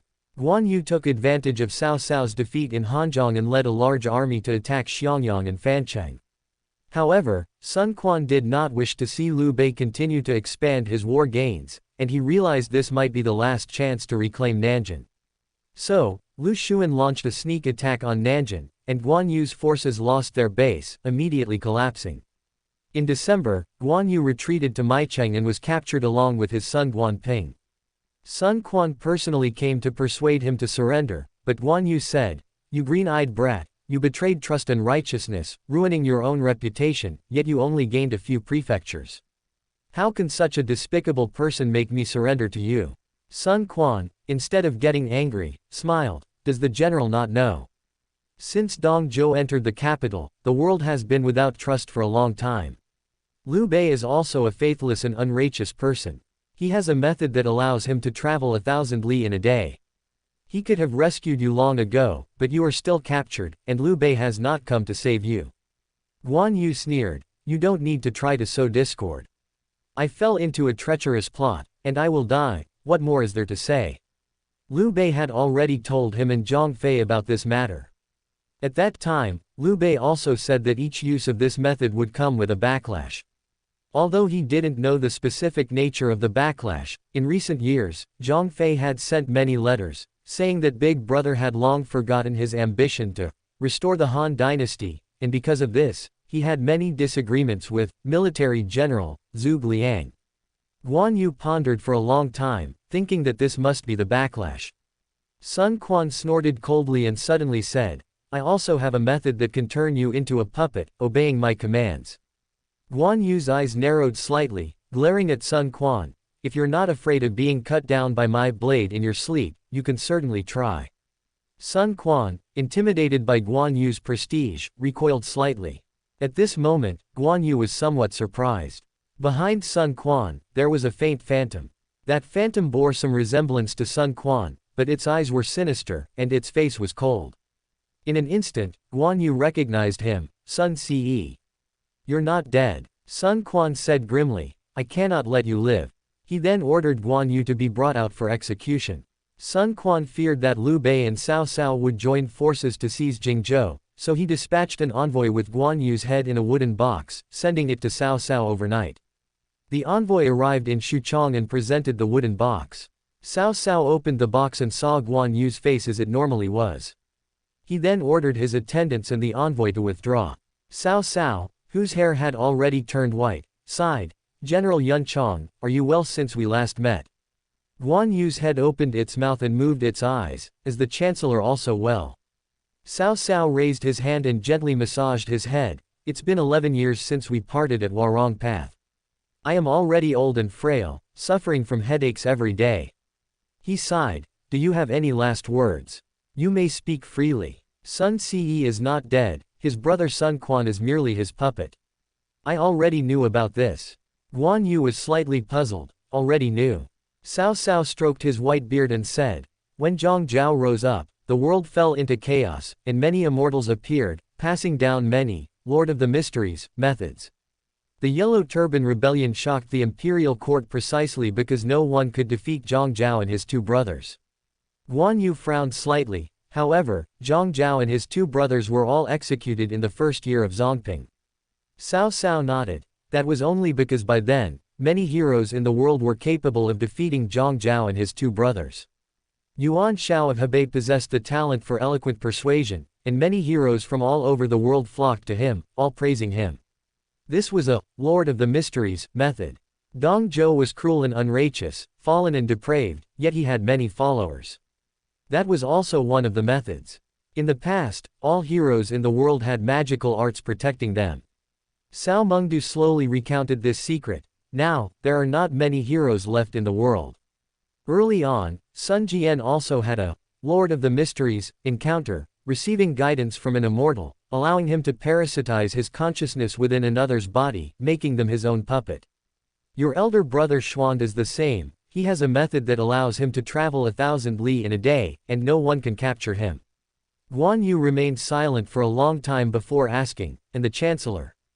Cao Cao replied, my method is unfathomable, capable of divination, changing appearances, causing hallucinations, and creating puppets. Zub Kongming also possesses this art. He then sighed, however, for every gain in the world, there is a loss. Although we possess, Lord of the Mysteries, arts, we all suffer from backlash. Lu Xuan no longer has the ambition to rule the Central Plains, Sun Bofu is becoming increasingly sinister and cautious, and I am tormented by headaches every day.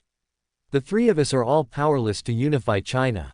Guan Yu asked, is there no way to break it? There is. Cao Cao asked, Yun Chong, have you heard the story of Zuo Si?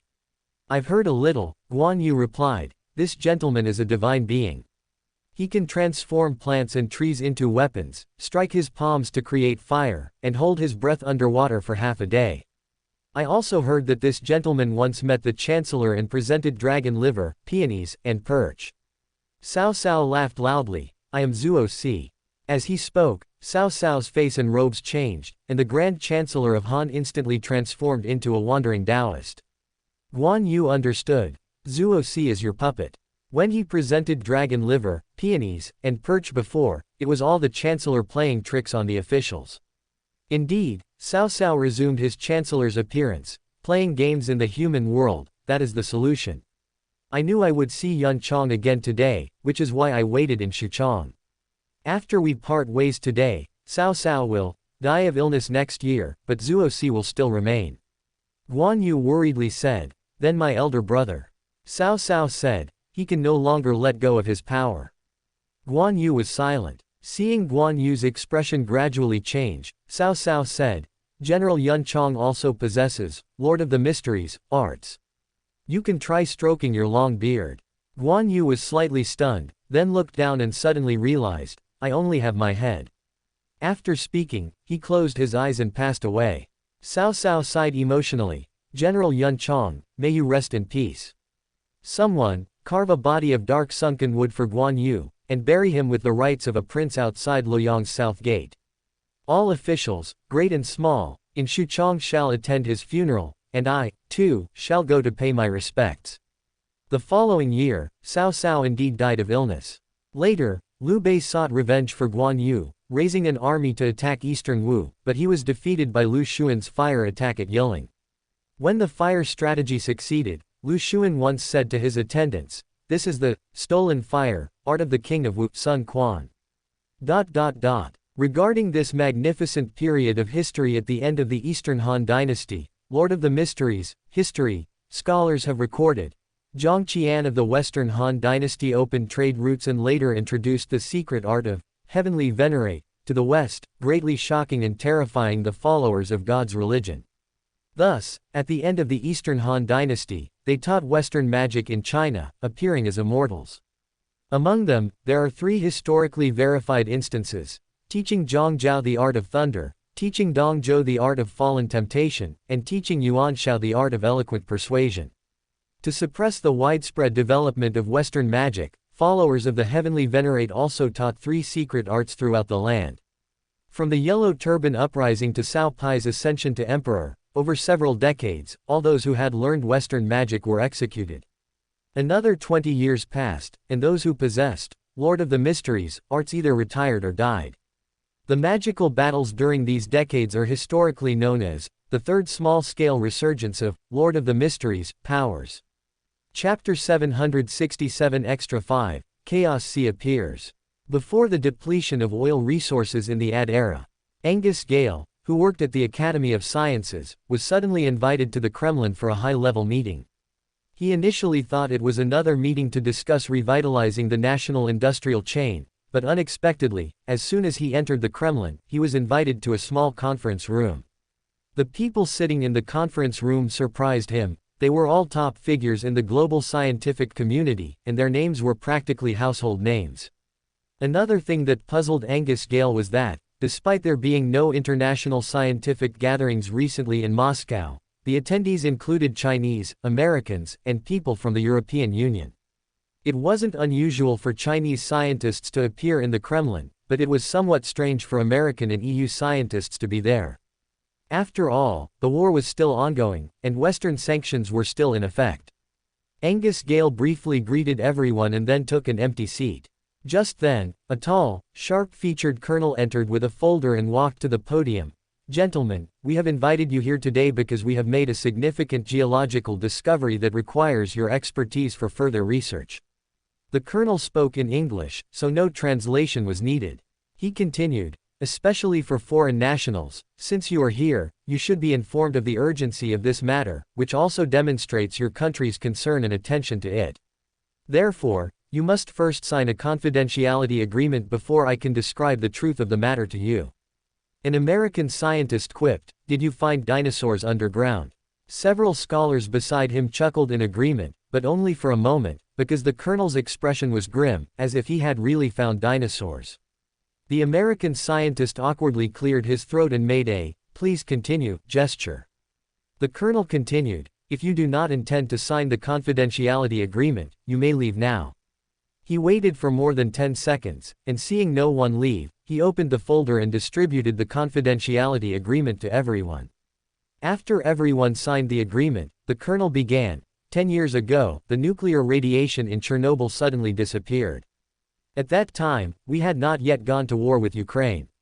At Ukraine's invitation, we sent a research team to investigate. At that time, Ukraine had already experienced a significant brain drain, and after investigating for a long time, they still couldn't determine why the radiation had suddenly disappeared. Therefore, they had no choice but to invite scientists from other countries to investigate. Inviting scientists from Moscow was also a last resort, as Europe and America had not taken the matter seriously and were quite perfunctory about it. In the subsequent investigation, Moscow gradually took the lead, and until the war, Russia dominated the investigation. After the war began, the Russian side took away a large amount of investigation data, so when the investigation was restarted recently, the Russian side had to be invited to participate. "We discovered a deep pit in Chernobyl," the colonel continued. "That deep pit seemed to appear suddenly, and the reason for its formation has not yet been fully investigated. From the bottom of the deep pit, a strange sound occasionally emanates. After a period of listening, we found that this sound is regular. Initially, we thought there might be some unknown geological activity underground, but we quickly discovered that this sound seemed to possess a certain intelligence. So, a research institute was gradually built there for long-term research, but we used many methods and still couldn't reach the very bottom of the deep pit. To this day, it is still unclear what geological activity is happening down there.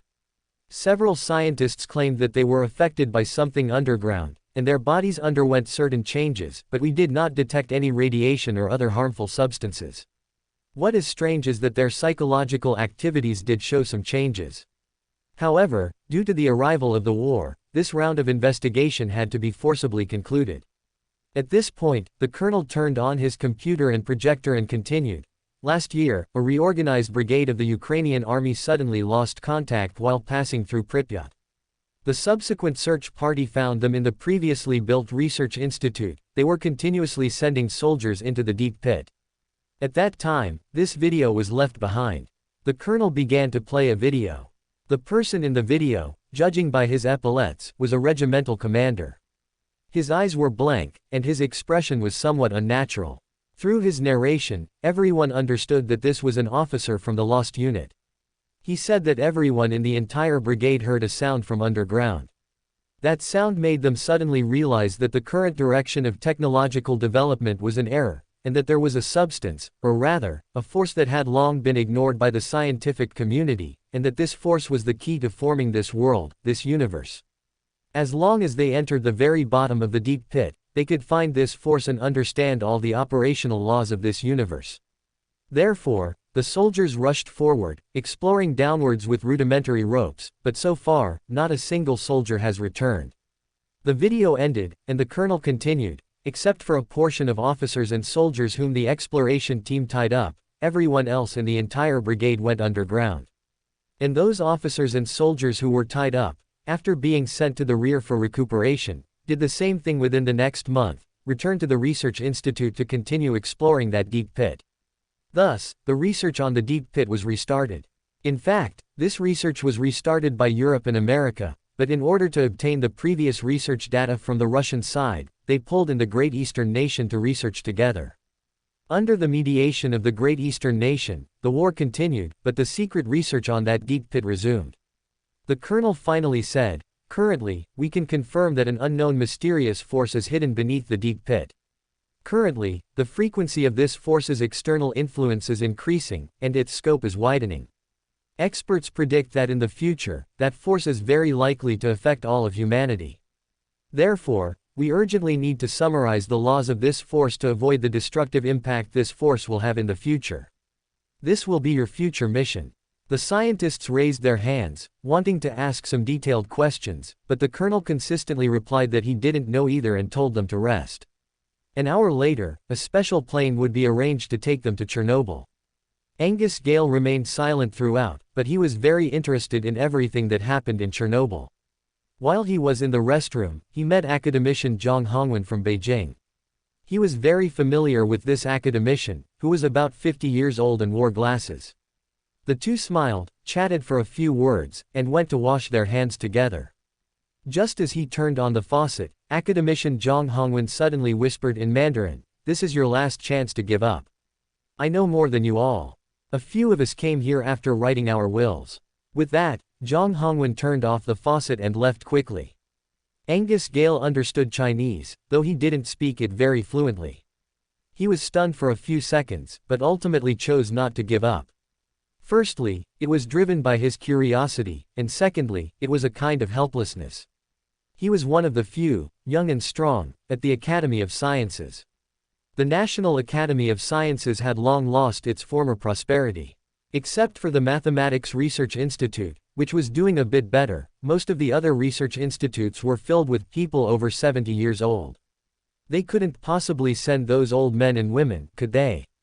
More than half an hour later, Angus Gale boarded the plane to Chernobyl. Zhang Hongwen saw him but said nothing, as if he had never warned him in the restroom. They first landed at a military airport, then took a helicopter to Chernobyl.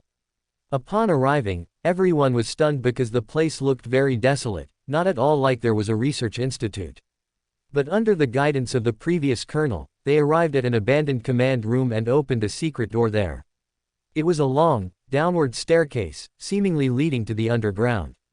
Angus Gale glanced at the massive building made of layers of concrete, which was Reactor Unit 4 where the accident had occurred. Their current position was not far from that reactor. Angus Gale later learned that their workplace was practically right next to Reactor Unit 4, and there were several similar small secret doors connecting to the outside, as well as a larger secret door for receiving supplies. After walking for a few minutes in the underground section, they arrived at a wide road. Several cars picked them up and took them to the research institute. Only then did they realize that this was by no means an ordinary research institute. It was clearly built as a secret research institute from the start, capable of accommodating the work and living needs of at least several hundred researchers, and there was also a company of soldiers maintaining order. There were already some scientists here, but they were inferior to Angus Gale and his group in terms of qualifications and reputation. After entering the research institute, the first request greatly exceeded Angus Gale's expectations. They had to wear clerical attire and carry a cross or corresponding ritual implements. At this moment, Angus Gale was certain that Zhang Hongwen really knew more, because he and several Chinese scientists had brought their own Taoist robes, peachwood swords, and Sanqing bells. On the first day, they rested. The next day, someone explained the research projects and progress here. However, someone raised their hand first and asked, "Excuse me, why do we have to wear clerical clothes? Are we going to study devils here? To be honest, our research subject really is a bit like a devil." The presenter suddenly smiled. "There is a mysterious force here, and now every 10 days we can clearly feel it expanding. Every time it expands, someone goes mad, but a few months ago we discovered that the priests here were hardly affected. We conducted experiments and found that as long as you wear clerical clothes and carry the corresponding ritual implements, you are almost unaffected." Everyone was stunned, immediately feeling like they had entered the wrong door. Was this really a research institute? Then the person who had just asked the question reacted, "You said there are priests here. What kind of research institute would have priests, other than a theological research institute? Because the discoveries here are truly astonishing, many questions cannot be explained by science." The presenter said, "Let's get to the main topic. But before that, I'd like to take you to a place." So, under their guidance, a group of scientists walked through a corridor to a large glass viewing platform. Outside the glass viewing platform, it was pitch black, and only the rock walls on both sides could be vaguely seen, as if the outside was connected to the dark space. The presenter used the buttons on the wall to turn on the lights outside. Under the illumination of giant searchlights, the enormous deep pit was revealed before everyone's eyes. This gave people the illusion that the deep pit led to another world. The bottom of the deep pit was pitch black, making the scientists involuntarily take a step back, always feeling that some dangerous monster might crawl out of it. In other parts of the glass viewing platform, there were many downward leading devices, some were steel cables leading downwards, and others were platforms for launching drones or exploration robots. The presenter said amidst everyone's surprise, "So far, we do not have any instruments that can detect the existence of that mysterious force, we can only feel it with our human bodies. But when that mysterious force expands, our bodily functions, or rather, our metabolism, accelerate. This much we can detect with instruments. Furthermore, we have used every method we could think of, but no matter the method, we have not detected the bottom of this deep pit." One scientist asked, "Have you used the latest seismic exploration equipment?" "Yes, we have, but we haven't detected the bottom." Another scientist asked, "What about the latest electromagnetic exploration equipment?" "We've used that too, but we haven't detected the bottom." The scientists fell silent. This meant that the deep pit was at least 10,000 meters deep. The presenter continued, "To date, the only person to see the bottom of the pit was a devout Catholic believer. He was also one of the earliest researchers. At that time, the top of this deep pit had not yet been covered by our steel frame. According to the descriptions of those present, at noon, that devout believer, holding a cross, said, 'Oh, omniscient, omnipotent, and all-good God, please let the sunlight shine into the deep pit, so I can clearly see what is at the bottom.' It is said that the sunlight at that moment suddenly became extremely dazzling, and the devout believer truly saw the underground. He described it as a beautiful and illusory chaos sea." Everyone remained silent, as they didn't know how to comment on this event, which seemed like a story from the Bible. After a long pause, someone finally asked, "What happened to that devout believer?" The presenter said, after he described what he saw, "He turned into a monster." Turned into a monster. "All right, we can go back now."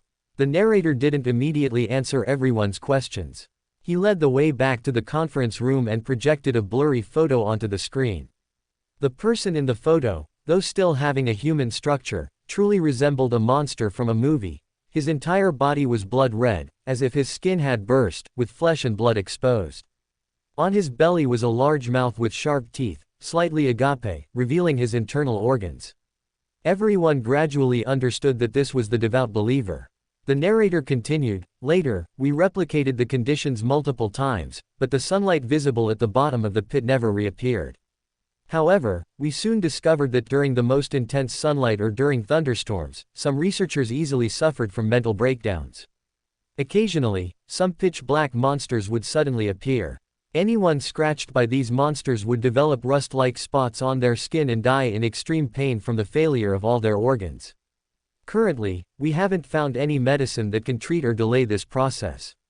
These monsters are immune to bullets, bombs, and even electromagnetic and ultrasonic weapons have little effect. We can only wait for the sunlight to no longer directly hit the deep pit, or for the lightning to disappear from the sky above the deep pit, for those monsters to vanish on their own. It wasn't until we completely covered the top of the giant pit with a steel frame structure that such situations stopped occurring." After a long silence, someone finally asked, "So, what exactly are we here to study?" "I mean, I specialize in quantum mechanics, what can I do to help?" The narrator said, "What is certain now is that there is an unknown force existing beneath the ground here. We urgently need a theory that can reasonably explain this force. However, we don't know where to start, so we can only widely invite experts from various fields to see if everyone can explain the current situation with their own theories. Perhaps during the discussion, everyone will be able to come up with a clear explanation for this phenomenon." Then he waved to the two soldiers at the door, and several soldiers outside the door each carried in a thick stack of documents. "These are all our research processes and results so far. Everyone can get acquainted with them first. If there are any research needs, please design your experiments yourselves, and we will try our best to cooperate with your actions." Although everyone had some complaints, they still carefully read the materials. The first day was spent reading, and from the second day onwards, discussions gradually began. Geologists believed that this might be an unknown phenomenon of the Earth's magnetic field, where the magnetic field undergoes unknown drastic changes, thus affecting the researchers' emotions. But this explanation left many questions unanswered, such as why there was a deep pit. Why did monsters appear? And so on. More importantly, changes in the magnetic field are relatively easy to detect, and after several rounds of experiments, it was proven that there were no significant drastic changes in the nearby magnetic field. Some biologists also speculated that there might be unknown microorganisms underground, and people infected by these microorganisms would undergo drastic changes in their bodies. However, after multiple and multi-directional samplings from the rock wall of the deep pit, no unknown microorganisms were found. Just as everyone continued their speculations, suddenly, they all looked towards the deep pit and, as if receiving some command, collectively went to the glass observation deck. The place was already crowded with people, and everyone looked towards the deep pit, sensing that something was about to emerge from there. Immediately after, everyone felt a sense of terror and took a step back. They could clearly feel a mysterious force surging from the ground towards the surface, and the veins on everyone's foreheads bulged, as if the blood in their own bodies had rushed to their heads. Drip, drip, drip. The instruments monitoring everyone's metabolism suddenly blared, but everyone had entered a dreamlike state. None of them looked at the bottom of the pit, yet a scene seemed to appear before each person's eyes. Illusory water currents were surging upwards from the bottom of the deep pit. It was not until a few minutes later that everyone, as if waking from a dream, heard the drip drip sound of the instruments. Another 10 seconds passed before the director announced, "This is the most turbulent surge of that mysterious force to date. Gentlemen, if it is a sealed demon, then it is not far from being unsealed." Angus Gale and the others returned to the conference room somewhat dejectedly. Only then did they have a true sense of that mysterious force. The speculations they had just been discussing now seemed extremely pale. More than an hour later, a shocking piece of news came from the outside world. At the same time that the force surged, all oil reserves worldwide disappeared. In the evening, after work, Angus Gale, carrying 2 bottles of vodka, knocked on Zhang Hongwen's door. After opening the door, Angus Gale said in somewhat unfluent Mandarin, "Old Zhang, let's have a couple of drinks." Zhang Hongwen smiled slightly, gestured, "Please come in," and took out some spiced peanuts and dried meat from his suitcase. The two of them drank and chatted, starting with their previous collaborations, then moving on to their recent situations. By the time they discussed their current research, they had already finished one bottle of alcohol. Angus Gale chewed on peanuts and looked at Zhang Hongwen. "You must have some ideas, right? I remember you used to be like this, the more silent you were, the more you had your own opinions." Zhang Hongwen adjusted his glasses and smiled somewhat helplessly. "You're going to be disappointed this time, I really don't have any decent ideas. But you do have some thoughts, right? Old Zhang, tell me. You also felt that atmosphere today. We don't have much time left. Your ideas might be key." Zhang Hongwen looked at Angus Gale for a second or two before saying, "My idea might make you even more confused. Then I want to hear it." All right. Zhang Hongwen took a sip of alcohol and paused for a second or two before saying, "Do you believe in science?" "I do. Are you superstitious about science?" Angus Gale paused for a moment before saying, "Are you saying that everything that happened today is really related to theology?" Zhang Hongwen did not answer the question but said, "There is a huge gap between our cultural cores. We believe that the superficial phenomena of many things cannot be explained by a single way of thinking. Because whether it is the universe or human society, they are complex. If we only utilize a single way of thinking to explain them, it is easy for the explanation to be incomplete." Angus Gale seemed to have thought of something, but he couldn't connect the fragments in his mind. "Old Zhang, can you explain in more detail?" "It means that we Easterners believe that many things are not black or white, perhaps they are both black and white, both right and wrong." This sounds similar to Schrödinger's cat, but it's still a bit different. Zhang Hongwen looked at a bewildered Angus Gale and smiled. "I told you, you'll be more confused when you hear my idea. All right, I'll state my conclusion directly.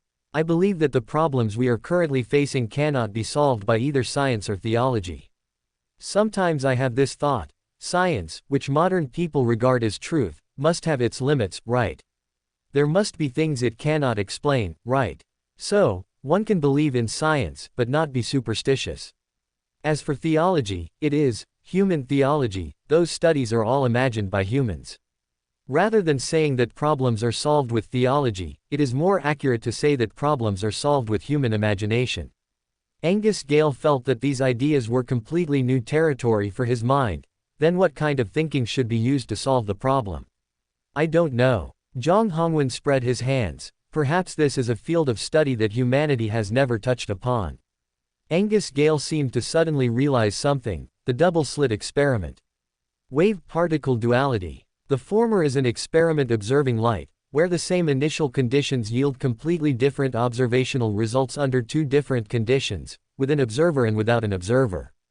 The latter states that microscopic particles sometimes exhibit wave-like properties and sometimes particle-like properties. Zhang Hongwen said seriously, "I don't know if there's a connection between them. I'm just saying that we should now break out of our original way of thinking, perhaps only then can we achieve a breakthrough." Angus Gale fell silent. Just as Zhang Hongwen had said before, after learning his idea, he truly felt more and more confused. At the same time, it was as if a new door had opened, bringing many new ideas. For a period after this conversation, both men remained silent. They both clearly understood that at this time, they should think like ascetics, and it was best not to disclose their ideas to others before having some certainty, otherwise, it would only complicate the problem further. About a week later, various countries sent representatives to Moscow, wanting to hear if scientists had any new ideas about the Chernobyl research. So Angus Gale and others returned to Moscow to participate in a large seminar there. It was also at this time that Angus Gale received a call from his old classmate, Augustine Farbati. The conversation with this old classmate suddenly gave Angus Gale some inspiration. That evening, he excitedly brought 2 bottles of vodka and knocked on Zhang Hongwen's door. Zhang Hongwen, meanwhile, had dried tofu and vacuum-sealed braised pig trotters, a package his family had just sent from home. The two of them still ate and chatted, but this time they quickly got to the point. Angus Gale smiled and said, "Old Zhang, I had a very good idea today. First, Let me tell you about a discussion I had with a classmate about humanity when I was in college. At that time, we were very curious. Why does humanity, with its very limited physical abilities, possess a brain with such a vast realm of thought? I initially studied biology and was very clear that while the human body is very precise, its limits are fixed. However, the upper limit of human imagination is very, very high. Of course, I mean when there is sufficient cognition.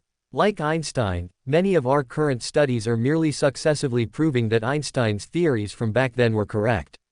This is a concrete expression of our idea.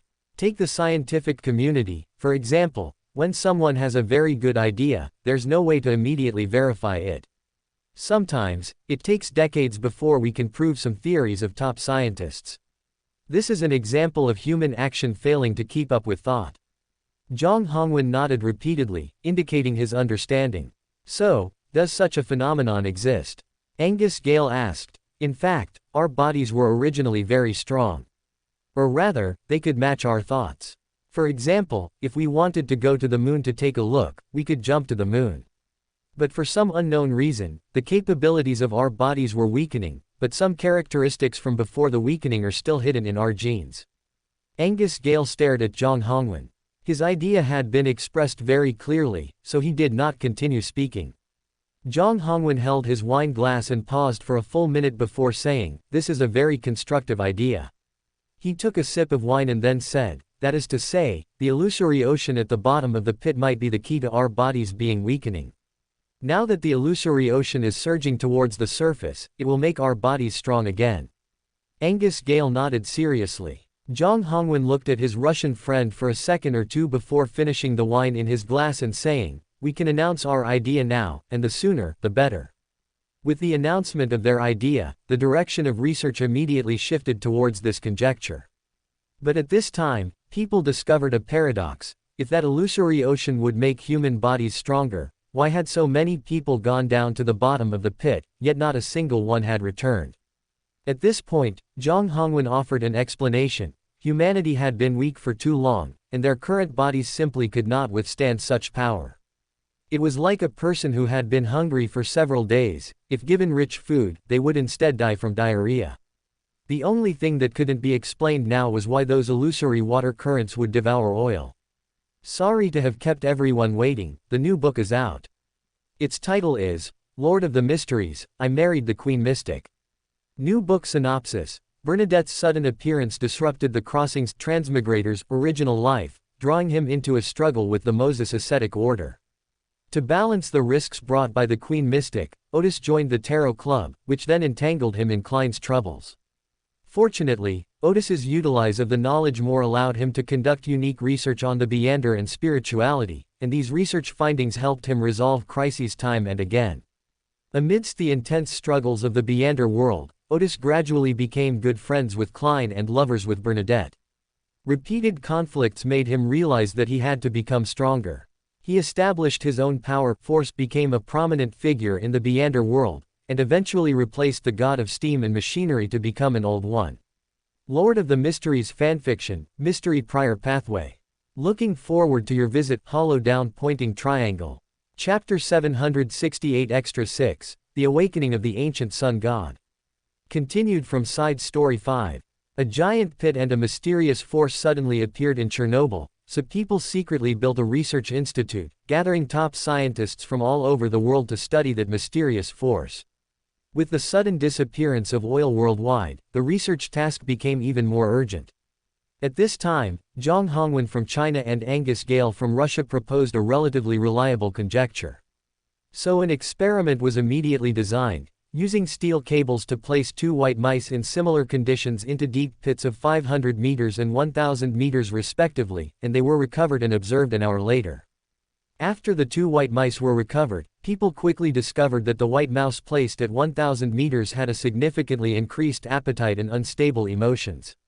3 days later, the white mouse placed at 1,000 meters was already a full size larger than the white mouse at 500 meters, and its emotions were even more irritable. Even the white mouse placed at 15,000 meters turned into a monster not long after its return. However, the white mice below 15,000 meters could not be recovered. For some unknown reason, the steel cables broke, and the boxes containing the white mice disappeared. By studying the cross-sections of the broken steel cables, everyone found that some looked like they were burned through by high-voltage current, some by high temperature, and some by corrosion. At this point, everyone also roughly understood that the illusory ocean should be located at a depth of about 15,000 meters underground. After multi-directional experiments, it was proven that Zhang Hongwen and Angus Gale's conjecture was basically reasonable, that illusory ocean could make creatures stronger, but current creatures were already unable to withstand such powerful forces. Since there was a conjecture that could explain the illusory ocean, the next step was how to further understand that ocean, or how to utilize that ocean. The first problem facing people was sampling. Operations at a depth of 15 kilometers underground were very difficult, and it was clear that all currently known materials were insufficient to collect that illusory water flow. However, after everyone's discussion, a solution was quickly found. At this time, China's artificial sun project had already made some progress. Scientists believed that the force field controlling nuclear fusion could be used to try and control that illusory water flow. Moreover, it could be collected when the tide rose. This would shorten the collection distance. This experiment began in full swing. The first problem to solve was the enormous power required for the force field, which could not be maintained by a large diesel engine. So, after inspecting Unit 1 and Unit 2 reactors of the Chernobyl nuclear power plant, these two reactors restarted power generation. In fact, after the Chernobyl incident, other reactors continued to operate normally for a period, some even for about 20 years. It was not until Ukraine could no longer maintain the nuclear reactors that this nuclear power plant completely stopped generating electricity. At this time, re-adding nuclear fuel and making the reactors work posed a huge safety hazard, but there was no better solution currently. So, with tight preparations, all the sampling preparations were completed in just about 10 days. At the moment of another tide, the instrument generating the force field at a depth of 3 kilometers underground immediately began to work, but soon, the instrument lost contact. It took more than 10 minutes for the signal between the control room and the instrument to reconnect. Because there was no time to set up relevant trigger devices, it was currently unclear whether the sampling was successful. Subsequent operations were handed over to the intelligent computer, because according to previous information, people could not directly look at those illusory water flows. The force field needed to be maintained by a large amount of electricity. Under the control of the intelligent computer, the extremely large force field device, using pre-laid tracks, was sent into a specially vacated laboratory, and after the metal door closed, a sealed space was formed. Soon, according to the computer's analysis, there was a liquid-like structure within the force field. Everyone in the research institute cheered. Sampling was successful. Subsequent research began in full swing. The first research was on the weight, density, basic structure, etc., of the samples. Surprisingly, the weight of the samples was very unstable. Sometimes the weight was 0, and more often the weight varied continuously from 1 gram to 326 grams. People exclaimed, "These are truly some wondrous materials." Russia, second Baku oil field. After the oil deposits disappeared, the oil workers here gradually left. For more than half a month, only a few gatekeepers remained in the vast oil field area. Rumble. Suddenly, a huge sound came from underground, as if some behemoth was about to burst out of the ground. Several gatekeepers in the oil field area came out of the rooms in their respective responsible areas, looking for the source of the sound. Among them, Old Golly, a gatekeeper, saw the oil pump not far from him trembling, as if a force was pushing it to move forward unsteadily. Old Golly cautiously observed from a distance and called his superior to report the situation here. Bang! Just as the call connected, a black liquid gushed out near the oil pump. God! Old Golly exclaimed, "That's oil. It's spraying out like this." But he quickly realized something was wrong. The oil was getting bigger and bigger, forming a giant fountain. And this oil was clearly unusual. There were even objects with strange shimmering lights within the black liquid. Old Golly sensed great danger. He turned and ran, but he was quickly caught. The oil wrapped around him as if it had a life of its own. In Old Golly's screams, he actually turned into black liquid and flowed forward with the oil. An hour later, the Chernobyl Research Institute learned everything that happened at the second Baku oil field. 5 hours later, samples of the gushing oil, as well as samples of the objects with strange lights within it, were sent to the Chernobyl Research Institute. Along with these samples came a preliminary investigation report. According to eyewitnesses, at first, the oil seemed to have a life of its own, attacking living creatures. All creatures enveloped by the oil also turned into black oil. But about a minute after reaching the surface, this oil lost its life. As for the objects with strange lights, they were more terrifying than radioactive substances. Although no radiation or harmful substances were detected in them, if one was within 10 meters of them, their emotions would be significantly affected. If one was within 1 meter of them, it would only take 3 seconds to go mad and turn into a distorted monster. Therefore, when collecting them, a mechanical arm over 10 meters long was used to place them in a box, and during subsequent transport, personnel always maintained a distance of more than 10 meters from the box. This sudden incident completely disrupted the research plan of the institute. All researchers were very clear that this meant that the illusory ocean underground had begun to spill out onto the surface in small amounts, and many people must have already been affected. So more scholars and scientists were invited here, and some routine experiments were skipped, directly starting live experiments. White mice were exposed to the gushing oil, the substances with strange lights, and samples collected from the illusory ocean. Because the white mice would definitely turn into monsters, the experiment was conducted in a sealed space with a steel structure. There were offensive weapons inside the laboratory, and a bulletproof glass observation window was left for convenient observation. Through several rounds of experiments, it has been confirmed that the gushing oil no longer contained too many harmful substances, and the white mice did not have too violent adverse reactions after contact with it.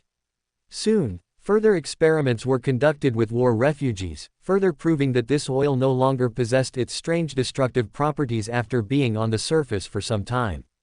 However, the substances with strange lights still made the white mice go mad, turning them into irrational monsters.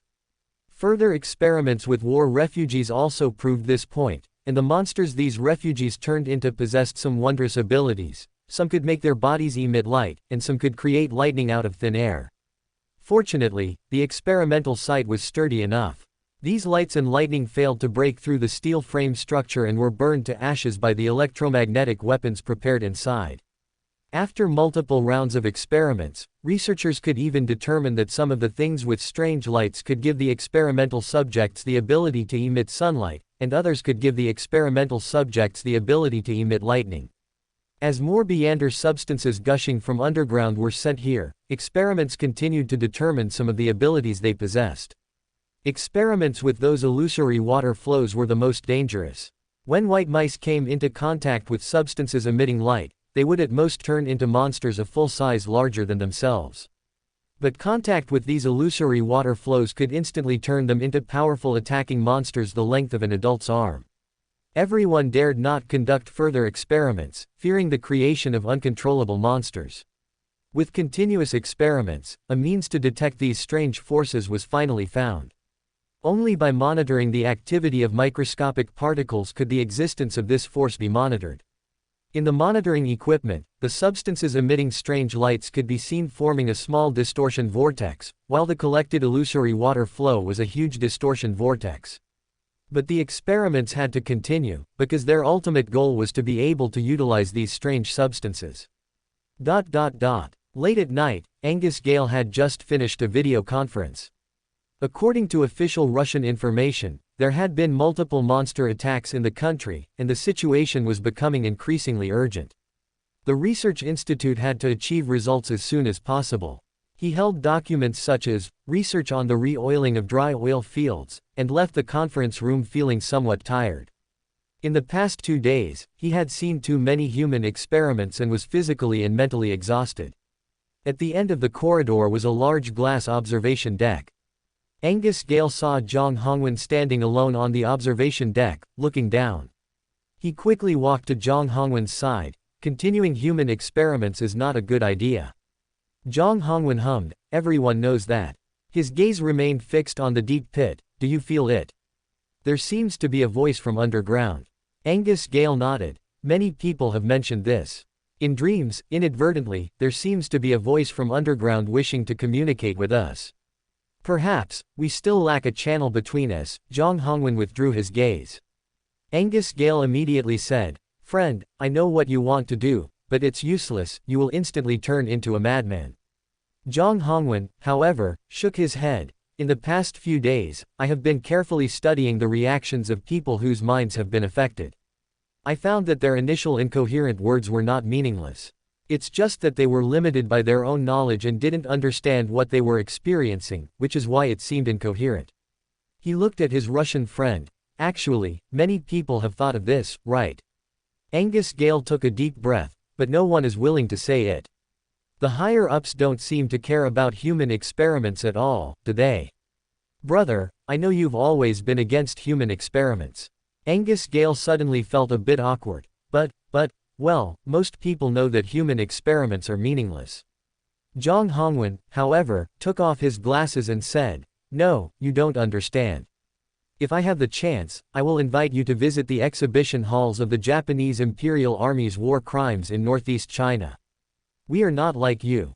We still remember that painful history."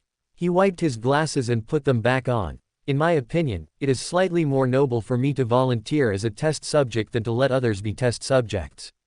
Angus Gale's eyes were red as he gripped Zhang Hongwen's arm. "Friend, maybe we can also teach those refugees some theoretical knowledge." "No time," Zhang Hongwen smiled. "In this unknown disaster, we are too weak. To know the truth, we will surely have to pay a price. If we don't try, how can we know if it's because our knowledge and information are limited that we haven't gotten much useful information?" He paused, then said seriously, "This might be our last chance." Angus Gale fell silent, unsure what to say for a moment. Zhang Hongwen's experiment was immediately approved, which also made everyone realize how serious the situation had become. After multiple commendations and accolades, Zhang Hongwen was sent to the laboratory. He chose to directly contact the illusory water flow brought from underground. However, the contact distance was up to him, so there were microphones for communication inside and outside the laboratory. The illusory water flow was still under the control of the force field, approaching the laboratory via a track. When it was 30 meters away, still separated by several thick steel plates, Zhang Hongwen stated that he had already heard some strange gibberish. At 20 meters, Zhang Hongwen's emotions became noticeably more agitated. He seemed very angry that he still couldn't hear the gibberish clearly. As the illusory water flow reached the laboratory he was in, he suddenly said, "Stop." At this point, Zhang Hongwen already looked somewhat abnormal. With every movement, his hair fell out in layers, his skin turned gray for a moment, then white, and his eyes were bloodshot. "It comes from the distant past," Zhang Hongwen said, his face filled with pain. "Very, very distant. It existed before the universe was formed." The director of the institute immediately asked, "What exactly is it? What is its purpose?" Zhang Hongwen seemed not to hear the director's question and continued, "It doesn't seem to like me very much. It gives me too much information, I can only describe the useful part." This was the difference between him and other experimental subjects, he knew which information might be useful. Angus Gale snatched the microphone from the director. "Old Zhang, just tell us whatever it says." "It prefers people who wear crosses." Zhang Hongwen's bloodshot eyes were somewhat hazy. As his hair fell out, his skin also began to peel off in patches. "What we captured is not that illusory ocean. That illusory ocean is indivisible, this is just some oil that has undergone a qualitative change due to the illusory ocean. This is a substance we have never discovered before, existing between reality and illusion. There are 6 such substances on Earth, but only this illusory ocean has an entrance in the real world. The illusory water flow has different properties from the luminous substance. These illusory water flows are difficult for human will to tame, but humans can utilize the luminous substances relatively easily. But this path will certainly be very circuitous, we will have to make many attempts, and there will be many sacrifices." Zhang Hongwen's flesh was twisted at this point, making him tall and thin, his monster-like components overly resembling humans. He continued in a hoarse voice, "A great existence is about to awaken. I see that humanity still has some hope. Yes, as long as we don't perish, there is still hope. It said, it doesn't like the Taoist robes on me." It prefers you people who wear crosses. No, not the only hope. The hope of controlling that illusory ocean is at the bottom of the pit. We can do it, yes, we can do it.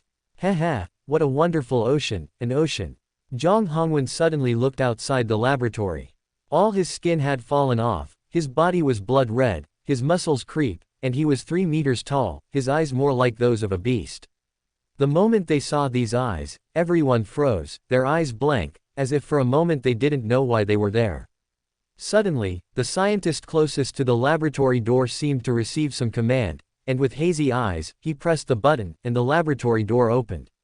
Zhang Hongwen immediately exited through the door, and with a slight lift of his hand, the observation room was filled with dark clouds. Crack! Several claps of thunder sounded, and 6 people were struck dead on the spot, while many others were paralyzed by the lightning. The remaining people then awoke as if from a dream, shouting and fleeing, but for a moment, they were all jammed at the door. Zhang Hongwen spread his arms, as if embracing the sun. Blinding sunlight appeared above the doorway, and a scorching beam of sunlight was about to shine into the crowd, burning most of them to death. Old Zhang, Angus Gale, numb from the recent lightning, struggled to his feet, shouting. Zhang Hongwen suddenly froze, and the sunlight above everyone's heads gradually disappeared. The whole world seemed to be quiet for a second or two. Then Zhang Hongwen suddenly rushed towards the door. Several researchers who couldn't dodge in time were knocked flying. Angus Gale struggled to pursue him. When he reached the corridor, he saw Zhang Hongwen smash the glass of the viewing platform and then jump onto the windowsill.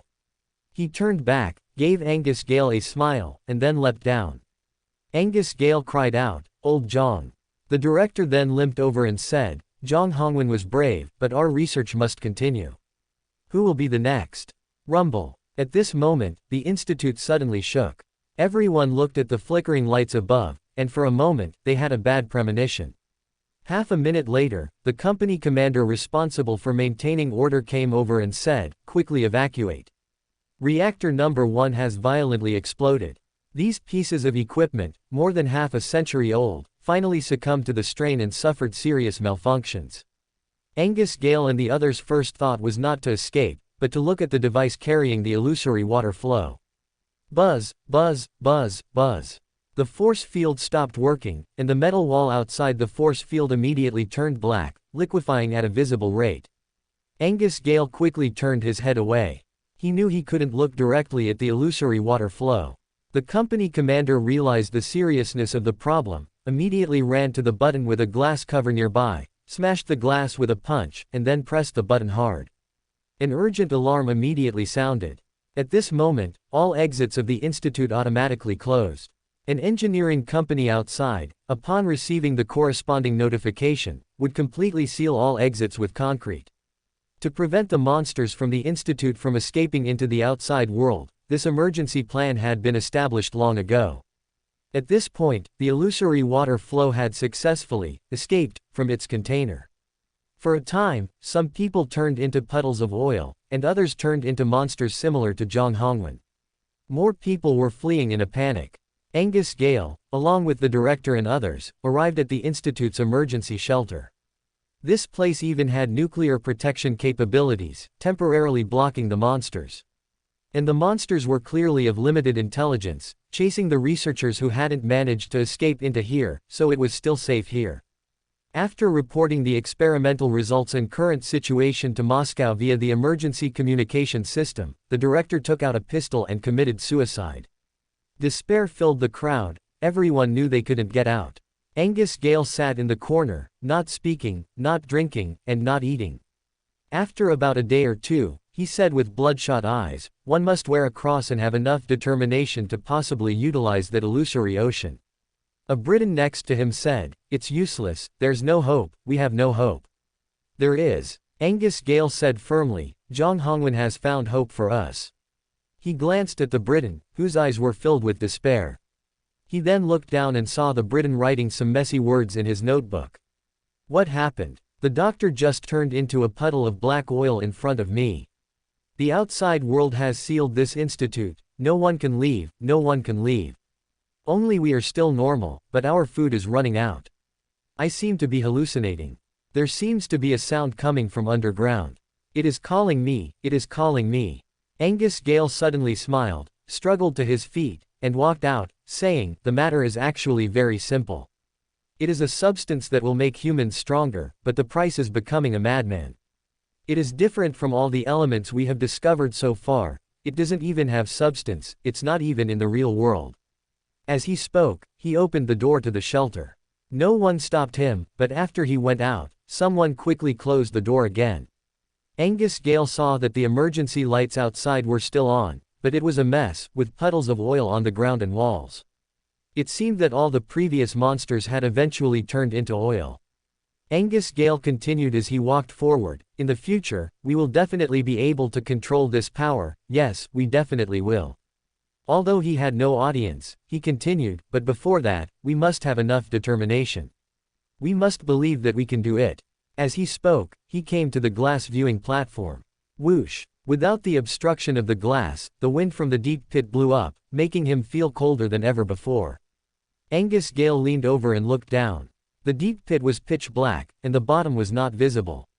He slowly climbed onto the windowsill. Old Jong, the determination you have, I have too. After speaking, Angus Gale leapt down. He knew that this leap would most likely be fatal, but his eyes were resolute, and he seemed to see Jong Hongwen's smile when he jumped into the deep pit flash before his eyes again. Boom! Just then, the surroundings vibrated violently. Angus Gale saw that the deep pit had a large-scale collapse, and the institute also collapsed into two halves, one part falling into the ground with him. The illusory ocean expanded at this moment, more violently than any previous expansion. Angus Gale saw what seemed to be an ocean with infinite colors. What a beautiful ocean. He fell silently into it, losing consciousness. Time seemed to become eternal. Angus Gale had a very long dream, seeing the outside world destroyed beyond recognition by a sudden, beyonder power. But humanity truly survived. They underwent severe mutations. Some became vampires, some became elves, some became werewolves, and some became giants. One day, he finally awoke. In a void, he looked at his hands and instantly understood many things. Next to Angus Gale was an ancient stone tablet, on which were the potion formulas for the 22 pathways. He realized that by spreading these formulas more widely, humanity could better control the beyonder.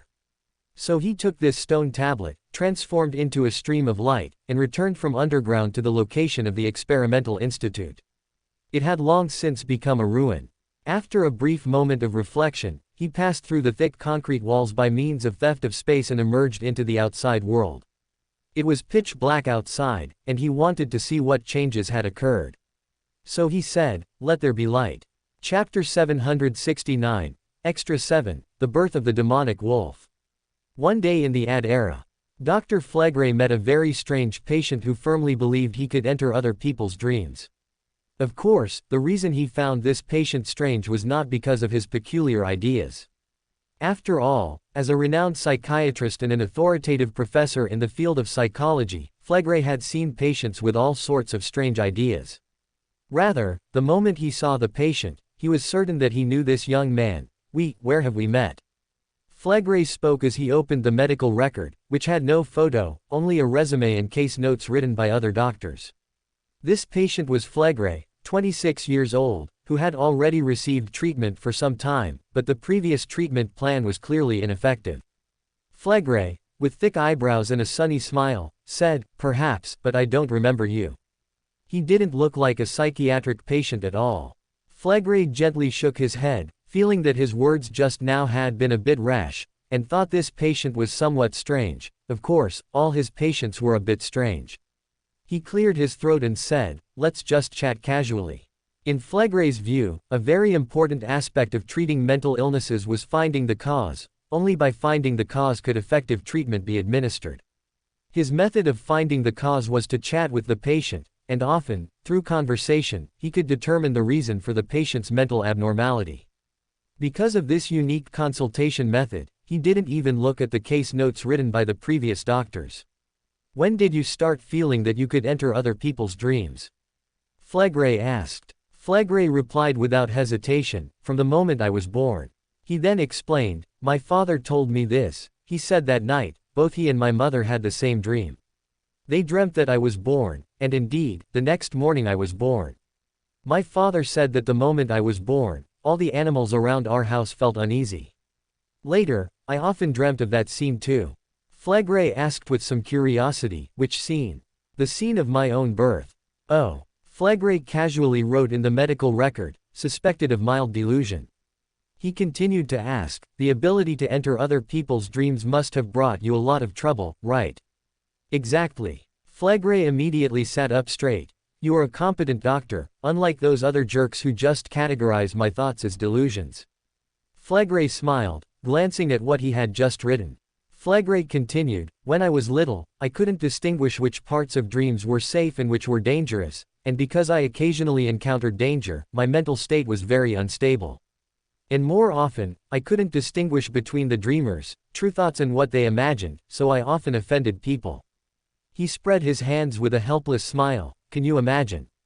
A 4 or 5-year-old child asking my father's good friend why he wanted to be intimate with my mother so much. Flegre smiled. I also often said the wrong thing when I was little.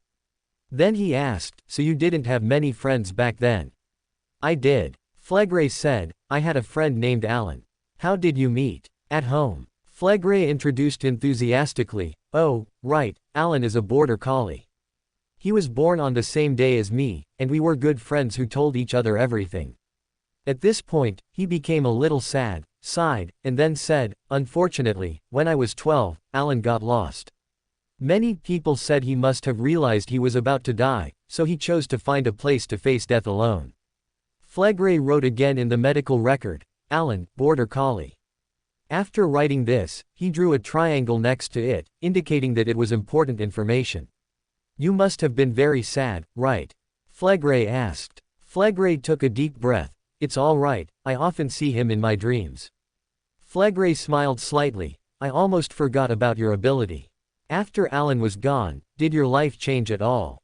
His experience told him that this dog should be the initial manifestation of Flegre's illness, so he planned to ask a few more questions about Alan. There were indeed some changes. Flegre replied, as I grew older, I gradually learned to distinguish which parts of dreams were safe and which were dangerous. I also understood what content was imagined by the dreamer, or what they didn't want others to know, so I would try not to mention it. As a result, my mental state improved significantly, and people gradually stopped being annoyed by me. This change somewhat surprised Flegre. Now, are new problems bothering you? Theoretically, if a patient's logic achieves a certain level of self-consistency, their condition can improve. At least most of the time, they appear relatively normal. And this patient, after the age of 12, clearly showed a tendency towards self-healing. It must be that his condition has worsened recently for some unknown reason, which is why he came to seek medical attention again. That's right. Flegre seemed to habitually take a deep breath. Recently, I encountered a very strange problem. Sometimes I dream that I appear in a strange world. At first, I would only stay in that world for 3 or 4 days, then it became a week, and now I can suddenly stay in a strange place for a month. Every time I fall asleep and wake up, there's a strong sense of disconnect. Can you imagine? Lying down on June 1st, waking up on June 2nd, but feeling like it's July 1st. Flegre wrote in the medical record, condition worsened. He asked, can you elaborate on what kind of world that is? It's just a normal modern human society. Flegre replied, but it's not in America, it's in an Asian country. I don't know why I'm so familiar with the lifestyle there, but I spent a rather pleasant time there. Flegre then asked, have you had similar situations before? Yes, but only for a few hours, or even a few minutes. Before I could figure out what was going on, the dream ended. What do you think that was? What do I think? Yes, what do you think? Flegre said, because I don't have the ability to enter other people's dreams, I lack the corresponding specialized knowledge. Flegre praised him again. You are a competent doctor. Then he paused before saying, I've had some ideas, wondering if I might have connected someone's dream to reality. But I'm not sure if that's the case, so I wanted to find a professional to confirm it. At this point, he shook his head, somewhat helplessly, but people think those are illusory things. I saw several papers you published on dreams before, and I gained a lot of inspiration, so I wanted to hear your thoughts. Flegre stroked his hair and smiled. Those were a long time ago, but I did do some research on dreams and believe that dreams can be used to treat mental illnesses. Unfortunately, we have no way to manipulate dreams. He continued to ask, have you tried to find the regions where your dreams appeared? I have searched. Flegre said, I also found my character in the dream. At this point, he suddenly said seriously, but when I found that person, he was already dead. And the time of his death was probably when I woke up from the dream. Flegre understood. So, you lived for a month from the perspective of a stranger, and then when you woke up, he died. Something like that. Flegre couldn't help but frown, then wrote, delusion, in the medical record, but then drew a question mark after it. At this point, Flegre asked, Doctor, do you have any suggestions? Flegre was stunned for a few seconds, then suddenly crossed out what he had written in the medical record and said, to be honest, I don't believe that dreams and the real world are connected. The reason you feel connected is because you are connected to another person's dream, and through that dream, you are connected to another real world. As for the time difference, I can't figure that out either. He placed the medical record and pen on the table and continued, but as a doctor, I must tell you that you may also be suffering from severe delusions. I suggest you go and find the scenes from your dreams again, accompanied by family members. If the result is the same as when you searched alone, then it's beyond my comprehension. If you don't find the places you dreamt of, I suggest you come to me for inpatient treatment. Flegre nodded and said, so far, your advice has been the most pertinent. Thank you very much for your advice. I can confirm that I do not have delusions. Then he asked, Doctor, if it doesn't interfere with your work and life, would you be willing to continue researching dreams? Flegre smiled and shook his head. Dreams are not something I can continue to research just because I want to. That requires a lot of high-end, specialized equipment. Crucially, I would even have to design some of the equipment myself, since there currently aren't any very professional instruments specifically for dream research. Flegre smiled and said, those are not problems. I just want to ask if you are willing. I will try my best to provide you with the conditions you need. All research results will be yours. I just want to figure out some questions. Flegre was somewhat moved, as if he had rediscovered the youthful ideal of finding new avenues for treating mental illnesses. I'll consider it. Flegre nodded. I'll come again tomorrow. Flegre paused slightly, watching the patient stand up and leave. Just as he was about to organize the patient's file and rewrite the medical record, Flegre suddenly opened his eyes wide. He woke up. Looking at the now bright curtains, Flegre was slightly stunned. The consultation process just now was actually a dream. But it was too real. Flegre for a moment couldn't distinguish whether what just happened was reality or if the present was reality. During breakfast, Flegre saw his 3-year-old daughter constantly looking out the window at the street. He sternly told his daughter to eat properly. But his daughter suddenly asked, Daddy, can I get a puppy? Flegre casually said, don't we already have Bic at home? Bic was their family's poodle. That's different. The daughter said in a childish voice, there's a little dog out on the road, and he's very well behaved, and we talked very happily. Flegre was slightly stunned. Talked very happily. This reminded him of the patient Flegre's description from his dream last night. At this moment, his eldest son was eating breakfast and laughing. When did you learn dog language? The daughter said seriously, he can talk. Flegre then asked, what did he say? When did you meet him? What breed is that puppy? He said he was waiting for a friend, and that friend is currently receiving your treatment. The little girl thought for a moment and then said, it seems like yesterday, and it also seems like today. Finally, she shook her head. I don't know what breed he is either. Flegre's expression gradually became serious. At this age, his daughter wasn't very clear about the difference between yesterday and the day before, so sometimes she wasn't very clear about which day things happened. So he took out his phone and searched for several pictures of border collies for his daughter to identify. Finally, his daughter pointed to a black and white-haired border collie. He's pretty much like this one. Flegre immediately fell into deep thought, losing his appetite. He immediately drove to the hospital and contacted several of his classmates and friends, wanting to learn the latest information on dream research. But then he realized that humanity's research on dreams was simply too scarce. The friends he contacted were all scientists with cutting-edge research topics, yet he didn't obtain much useful information. This matter made him unable to focus on work all day, and he even suffered from insomnia at night, but in that instant, he immediately fell into a deep sleep. When Flegre came to his senses, he found himself back in his office. At this moment, Flegre pushed the door open. "Doctor, what have you decided?" Flegre suddenly stood up.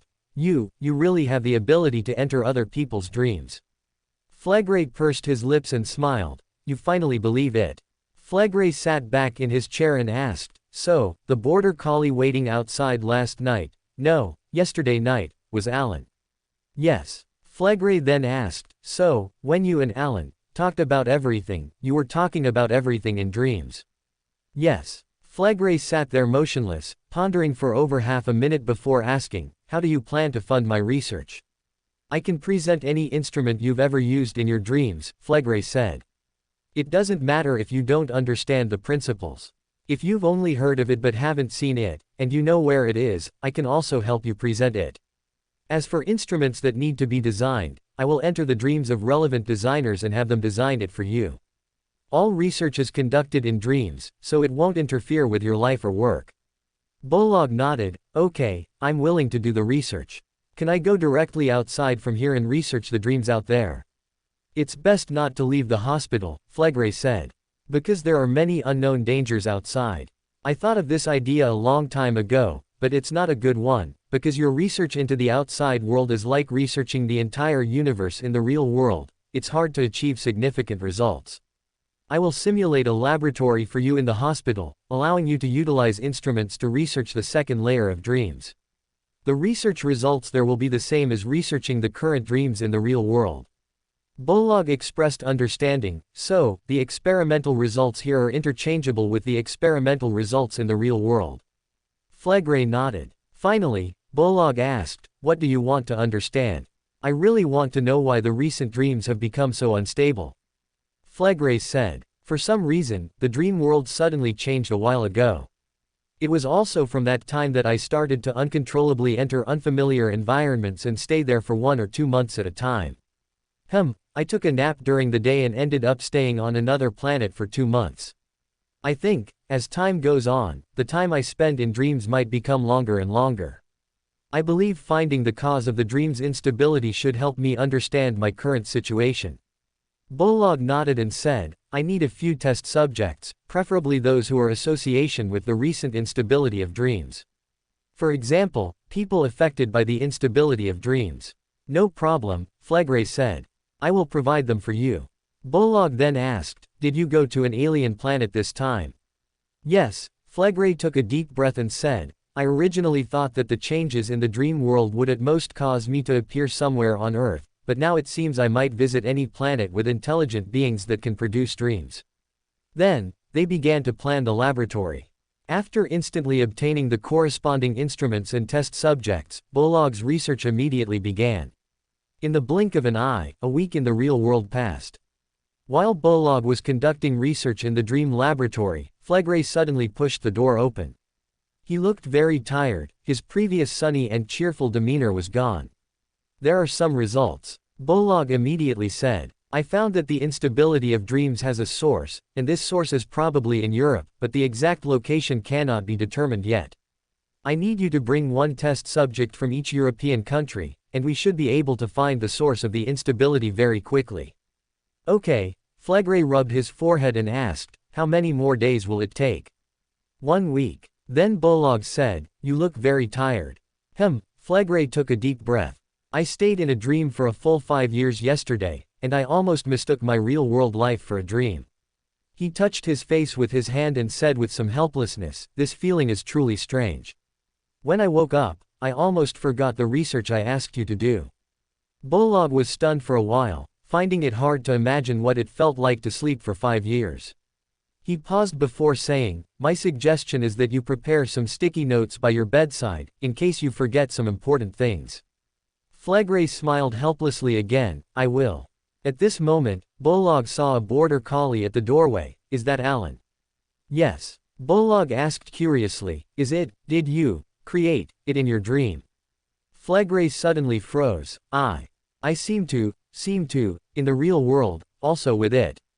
He rubbed his forehead. realizing he really couldn't distinguish between dream and reality anymore. Seeing that the other party's mental state was not good, Bolog suggested, "You'd better go out for walks more often and relax." Flegre nodded, I will. As he spoke, he left somewhat distractedly. The border collie looked deeply at Bolog and then followed him out. Another week passed, and Flegre, looking very haggard and drinking alcohol, arrived at the hospital. He asked Bolog, who was sitting in the office, with a hoarse voice, "Are there any results?" This time, the border collie also followed him in, closer to Flegre than last time. "Yes," Bolog said. "But before I tell you the exact location, I need you to promise me that I can continue my research in the dream world afterwards." Flegre gulped down a few mouthfuls of alcohol. "Okay, tell me." Bolog then said, "In the Kiev Oblast of Ukraine, probably in Pripyat." Flegre was startled. "Pripyat? You might know it better by another name," Bolog said. "Chernobyl." Flegre nodded. "Okay, I understand." Then he reached out, and Bolog immediately felt a sharp pain in his chest, followed by his legs giving out, causing him to fall to the ground. To Bolog's surprise, Flegre took another sip of alcohol and then laughed with a hint of madness. "Sorry, I have no patience left for this world. You might not know, but the day before yesterday, I spent 100 years in a strange world. From the birth of a creature, to its growth, to its prime, and then to its death. That kind of pain is something you can't imagine." He walked out step by step, carrying the wine bottle, while the border collie looked at Bolog with some regret, then followed him out. Tomorrow morning, Dr. Bolog will be discovered by his family. He passed away during the night from a heart attack. Flegre suddenly woke up. He first reached for the bedside table to find alcohol. At this moment, his eyes were bloodshot, and his face was pale. He hadn't slept for 2 days and 2 nights. Just now, Flegre was wandering in the dream, actively entering it, which couldn't be considered sleep at all. Each time he woke up, he would be even more tired. It wasn't that he didn't want to sleep, but that he didn't dare to sleep. According to the previous superposition rules of the dream world, he estimated that if he entered the dream again through normal sleep, he would at least stay there for 200 years, and when he returned to this world, he would definitely go insane. Gulp gulp. Flegre took a few sips of alcohol and saw the border collie not far away. "Hey, buddy, a lot of times I wonder if I really have delusions. Why are you always by my side?" Silence fell in the dimly lit room. "I really am crazy." Flegre took another sip of alcohol before starting to pack his luggage and head to the airport. After buying the corresponding plane ticket, Flegre was about to go through security and enter the waiting lounge. While queuing, he suddenly noticed a strange instrument at the security checkpoint. It had a huge base, and the middle part looked like a giant printer. Next to the instrument, there was a soldier operating it. Flegre immediately had a bad premonition. The next second, the soldier, who had been looking at the computer, suddenly looked up in Flegre's direction. Flegre immediately put the soldier into a deep sleep, and in the soldier's dream, he learned that this instrument, from the Chernobyl Research Institute, could actually detect fluctuations in extraordinary power. Chernobyl. Flegre sneered and immediately left the security line. Just then, he suddenly looked towards the top of the tall building opposite. Bang! A sniper rifle rang out, and the sniper on the rooftop of the opposite building fired at Flegre, who had left the line. The sniper immediately reported through his earpiece, "Killed." But there was no reply from the other end of the earpiece, and the sniper was slightly stunned. At this moment, the space in front of him suddenly cracked like a broken mirror. His hand was still on the trigger, he hadn't fired at all just now. And the target had already fled the scene. This greatly surprised the sniper. Did he just have a hallucination? Equally surprised were the soldiers at the security checkpoint. The enemy had escaped in an instant. However, the target certainly couldn't run far. His tracks could quickly be found through surveillance. At this moment, Flegre was hiding in a narrow street not far from the airport, surrounded by garbage and excrement. But he was too tired to walk anymore. Flegre had just expended a lot of energy again. If he maintained the dream for too long, he was afraid he would fall asleep, so both the sniper and the soldiers quickly woke up from the dream. He had already cut a deep gash in his palm, using the pain to maintain his last bit of consciousness. Just then, sirens sounded all around, as if the surrounding streets were filled with police cars. Flegre struggled to get up and continued to flee with the border collie. He suddenly turned around, causing several pursuing soldiers to fall asleep. Bang bang! But soldiers from another direction arrived and fired 2 shots at Flegre, one of which hit him squarely in the chest, knocking him to the ground. Flegre immediately felt disoriented, unsure whether he was about to fall asleep or death. Then he felt as if everything around him became unreal. Was this still in a dream? At this moment, the border collie leisurely stepped forward, and an invisible ripple spread out, causing all the surrounding soldiers to fall unconscious. The sheepdog looked at Flegre and suddenly spoke, "Let me tell a story. Once upon a time, a sheepdog and a little boy were born on the same day, almost simultaneously. The birth of the sheepdog made all surrounding creatures sense something unusual, and for a time, there were signs of chaos. At that time, people believed that those anomalies were caused by the birth of the little boy. The sheepdog grew up with the little boy, becoming very good friends, both in dreams and in the real world. Later, the little boy displayed some astonishing abilities. His figure would appear in almost everyone's dreams. But people ignored the sheepdog that appeared with the little boy. Everyone thought that the little boy possessed the ability to enter other people's dreams, but in fact, the one with these abilities was the sheepdog. Until the year the little boy turned 12, one of his classmates, jealous of his abilities, tricked him into the wilderness and then shot him to death with a pistol. Flegre's eyes narrowed, looking at the sheepdog in front of him with disbelief. He seemed to suddenly recall many things. The soldiers who came to support them fell into deep sleep in batches, but the sheepdog still looked very calm.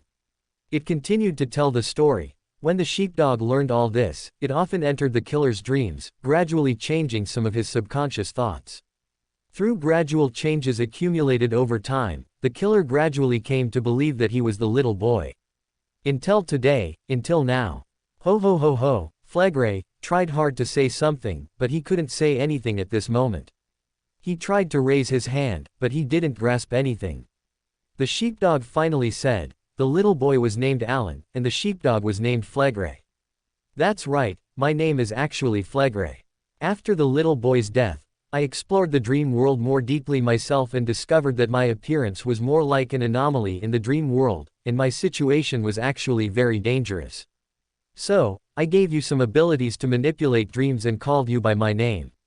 Today, more than a decade later, this approach has finally borne fruit. After the dream world suddenly became unstable, you eventually replaced me, were affected by the distortion and madness of the dream world, and fell into a prolonged dream. And I, on the other hand, was hardly affected at all." As he spoke, his body grew larger and larger, and he grew 4 more legs, eventually becoming more like a wolf than a sheepdog. This was a mutation that his body gradually underwent recently under the influence of the dream world. "I can feel that this world is about to undergo a huge change, and my change is the best evidence," the 8-legged demon wolf said. "So I'm taking back my name and becoming Flegre again. This way, I will re-establish a close association with dreams, and I can utilize the dream world to resist the drastic changes that will occur in the world in the near future."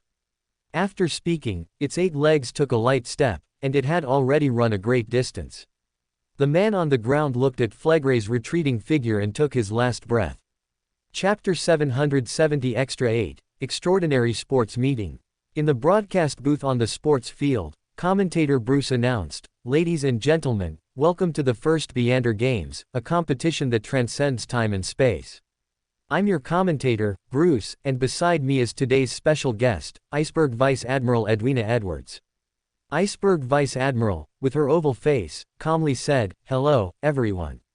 She was invited as a special guest today because of her extensive knowledge, which would help in commentating or explaining various Beander abilities. A round of enthusiastic applause immediately erupted from the stands, some of whom were the crew members of the Golden Dream, who were the first to applaud.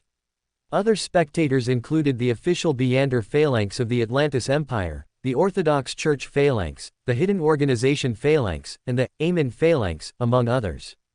Commentator Bruce continued, "I can already feel everyone's enthusiasm and anticipation for the upcoming competition. The competition is about to begin. The first event is track and field, the 100-kilometer sprint. Now, please welcome the contestants." We see that the first athlete to enter is the old gentleman, Hermes, the seer. A warm round of applause filled the venue. Bruce chuckled. If this weren't a Beander competition, with an old gentleman like him entering, I'd think he was a referee. Oh, no, for a referee, he might be a bit too old. All right, now the second contestant is entering, that's Elder of Foul Language, Stiff. There was almost no reaction from the audience, only the Aurora Order spectators in the hidden phalanx cheered loudly. The commentator explained, I imagine many people don't recognize this contestant. He is an angel of the true Creator Church, and has been in the forsaken land of the gods since the early 4th epoch. All right, the third contestant is entering, that's the Pope of the Storm Church, Guard 2. The Orthodox Church phalanx applauded enthusiastically, with many Storm Church members even releasing flash to cheer on the Pope. Bruce continued his introduction. Contestant number 4 is the rarely seen Vive. Ms. Edwards, I'm not even very clear about this contestant's background. Do you know anything about her deeds? Edwina calmly replied, it is recorded in the Holy Scripture of the Eternal Blazing Sun Church that this is a light chaser. Flattery from the audience immediately followed, as expected of the knowledgeable captain. The commentator smiled, thank you, Iceberg Vice Admiral, for the explanation. Let's return to the field. Contestant number 5 has already entered. Oh my goodness, it's Aemon. Haha, this is Aemon, who just failed to compete for the Lord of the Mysteries. Currently, he is just a Wheel of Fortune. Are the almonds in the audience just for show? Oh, no, my commentary seems to have made Aemon a bit angry. He is doing something to me. In the microphone, the commentator's voice suddenly disappeared. 2 or 3 seconds later, Iceberg Vice Admiral cleared her throat and said, Mr. Aemon, please return the commentator, or you will lose your chance to compete. Bruce then reappeared. Oh, my goodness, all right, I must admit, even if Aemon is just a Wheel of Fortune, he is still a very strong contestant. The commentator composed himself slightly and continued, let's continue. Contestant number 6 is Antigonus. He has become quite normal after losing Fool's uniqueness and a portion of the Attendant of Mysteries characteristic. Oh, contestant number 7 is also in position, it's Ems Furs Wall. She is now a planeswalker. The Atlantis phalanx spectators applauded wildly. Bruce continued commentating, all contestants are now in position, and we see the referee has also arrived. Now, I'll briefly explain the rules. Each contestant can utilize their Beander abilities and can also attack each other. The first contestant to ring the bronze bell 100 kilometers from the starting point will be the first place winner of this competition. It should be noted that it is a bell provided by Hobert, the Emperor of Atlantis. It cannot be stolen, cannot be damaged by any Beander power, and will not be affected by any Beander power. Unless a contestant personally rings the clapper in the middle, it will not make any sound. While the contestants are making their final preparations, let's invite Iceberg Vice Admiral to introduce us to the hot favorites for the championship. Edwina said, there are many hot favorites for the championship this time. Light Chaser, Vivan the Pope of the Storm Church, also known as Calamity, Guard 2, one is as fast as light, the other as fast as lightning. They both have significant advantages. And Aemon also has the ability to steal distance and instantly appear at the finish line. This ability should not be overlooked. Ms. Furs, needless to say, for an angel of this pathway, 100 kilometers is almost a flash to the finish line. I believe these 4 contestants are all hot favorites for the championship. She paused and added, finally, let's talk about the other 3 contestants. Although, Seer, Hermes is an angel of the spectator pathway with strange abilities, he doesn't have a significant advantage in terms of speed. And the other 2 contestants, Elder of Foul Language, Stiffen, Miracle Invoker, Antigonus, although they can both travel to their destination from the spirit world, they will definitely be slower compared to the other contestants. Of course, if the spirits, Elder of Foul Language, herds include a fast pathway, then this contestant number 2 can also contend for first place. Finally, I want to clarify that the above is entirely a commentary based on Beander abilities. The actual results will depend on the contestants' on-the-spot performance. Commentator Bruce said, let's thank the beautiful Iceberg Vice Admiral for her wonderful commentary. We see that the contestants have made their final preparations and are in their respective lanes. The competition is about to begin. Alright, the referee has signaled the contestants to get ready. The referee raises the gun. Wait a minute, the referee clearly gave the command, but why didn't we hear a gunshot? Oh, my goodness, it's not that there was no gunshot, but that the sound was stolen by Eamon. He used this to interfere with the other contestants and gained a certain head start. Haha, one can only say, Eamon is still Eamon. Bruce's speaking speed grew faster and faster, however, the other contestants also reacted quickly, but Eamon had already gained the upper hand. He stole the distance one step ahead and appeared at the finish line. Haha, a magical scene has appeared. As soon as he appeared at the finish line, he was covered by an illusory light door. Oh, it turns out Furs made her move. She sent Eamon back to the starting line. At this moment, Vive and Guard 2 are evenly matched with their respective abilities, tied for first place. However, we see that Furs did not contend for first place, but prioritized sending Eamon back to the starting line. It seems there's some personal grudge between them. His speaking speed was so fast that he didn't need to breathe, and he could say several sentences in a second, yet the audience could still hear him clearly, obviously using some Beander ability. Bruce continued like a machine gun. Oh, I just realized that Antigonus is still at the starting line. What is he doing? He seems to be making a wish. Is it still not too late to wish for first place now? My goodness, a huge wave suddenly surged at the finish line of the stadium. Who would have imagined that a tsunami would occur on a stadium where there's no sea around? No, it's Guard 2 who made his move. He easily passed through the tsunami, but the tsunami swept towards the other contestants. This tsunami is really strange. Vive was about to turn into a beam of light and rush into the sky to avoid the tsunami, but a huge vortex appeared in the tsunami. This vortex actually sucked him in. No, he wasn't sucked in. What was sucked in was a phantom of Vive. He transformed into a pure white ball of light and ascended into midair like that. He is like a small sun, illuminating the entire stadium. Not only is there strong light, we see Guard 2, who was about to grab the rope under the bronze bell, suddenly stop his movement. Vive's strong light also has the effect of preventing people from having any thoughts. Just at this moment, Eamon, who had returned to the starting line, stole Guard II's position. Eamon is now closest to the bronze bell. But Eamon is trapped. He is trapped by his own shadow. We see Stiff and Hermes, as the second echelon, have caught up. As Iceberg Vice Admiral just said, although some abilities are faster, the contestants' on-the-spot performance is also crucial. The few contestants in the first echelon have already engaged in a fierce exchange of blows. None of them managed to grab the rope, but at this moment, the second echelon has already caught up. The competition is getting more intense. The light mass that Vive transformed into landed. He bypassed Eamon and was about to grab the rope of the bronze bell. Wait, why is he walking somewhere else? Why is he shaking the pillar supporting the bronze bell? According to the rules, shaking the bell like that won't make a sound. Oh, I understand. He was hypnosis by Mr. Hermes.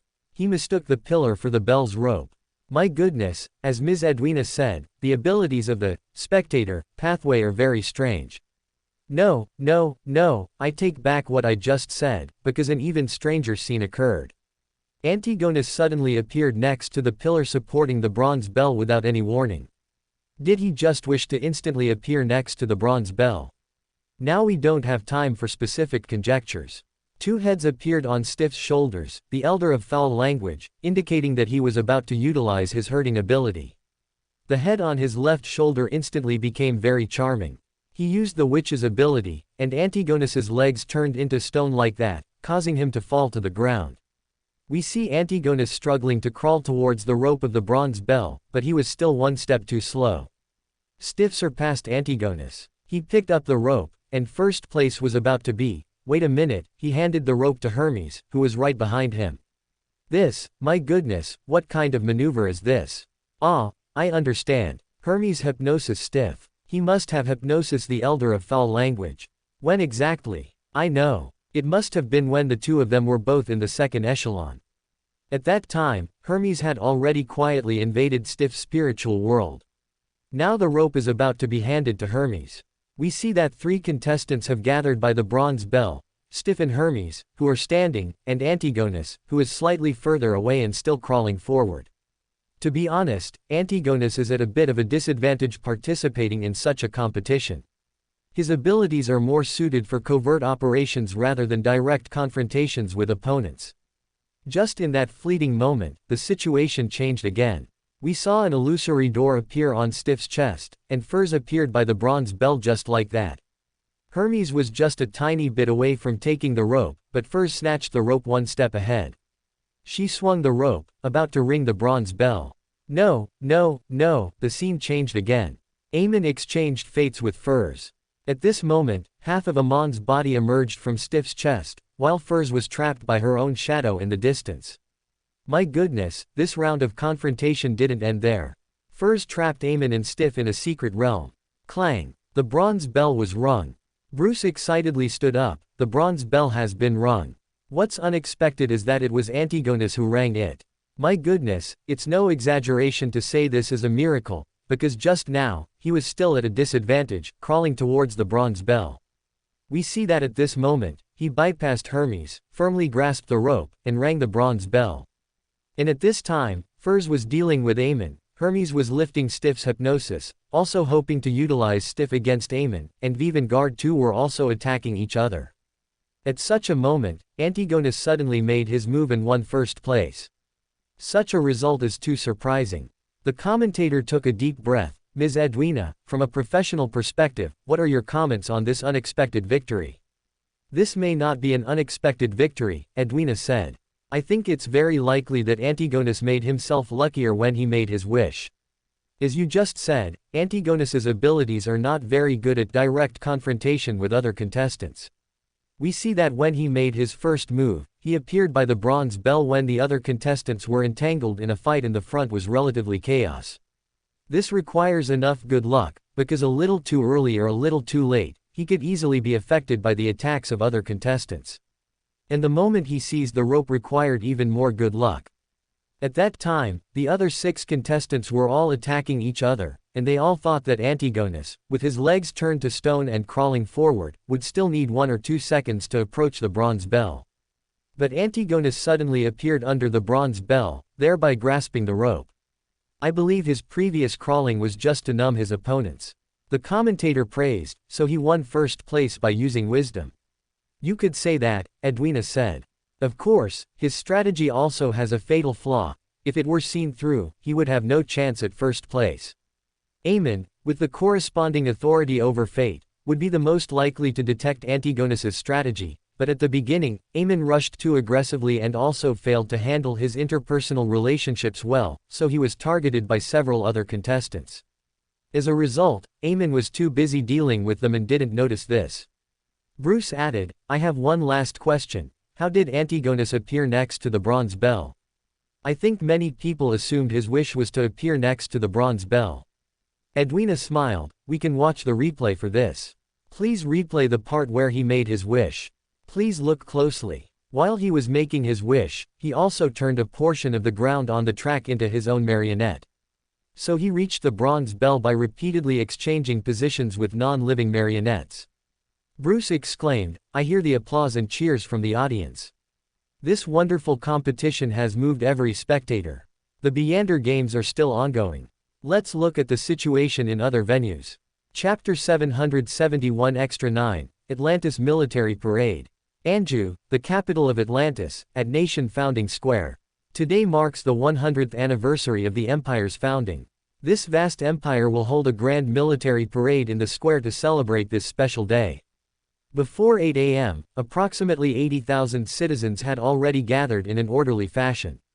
Guests from various North Continent countries and representatives from colonial planets arrived at the viewing stands. At 8 o'clock sharp, Hobert, the Emperor of Atlantis, along with his 2 empresses, the Prince, and the Princess, dressed in their ceremonial attire, ascended the viewing stand, surrounded by a retinue of high-ranking officials. The crowd immediately erupted, cheering loudly, "Long live the Emperor!"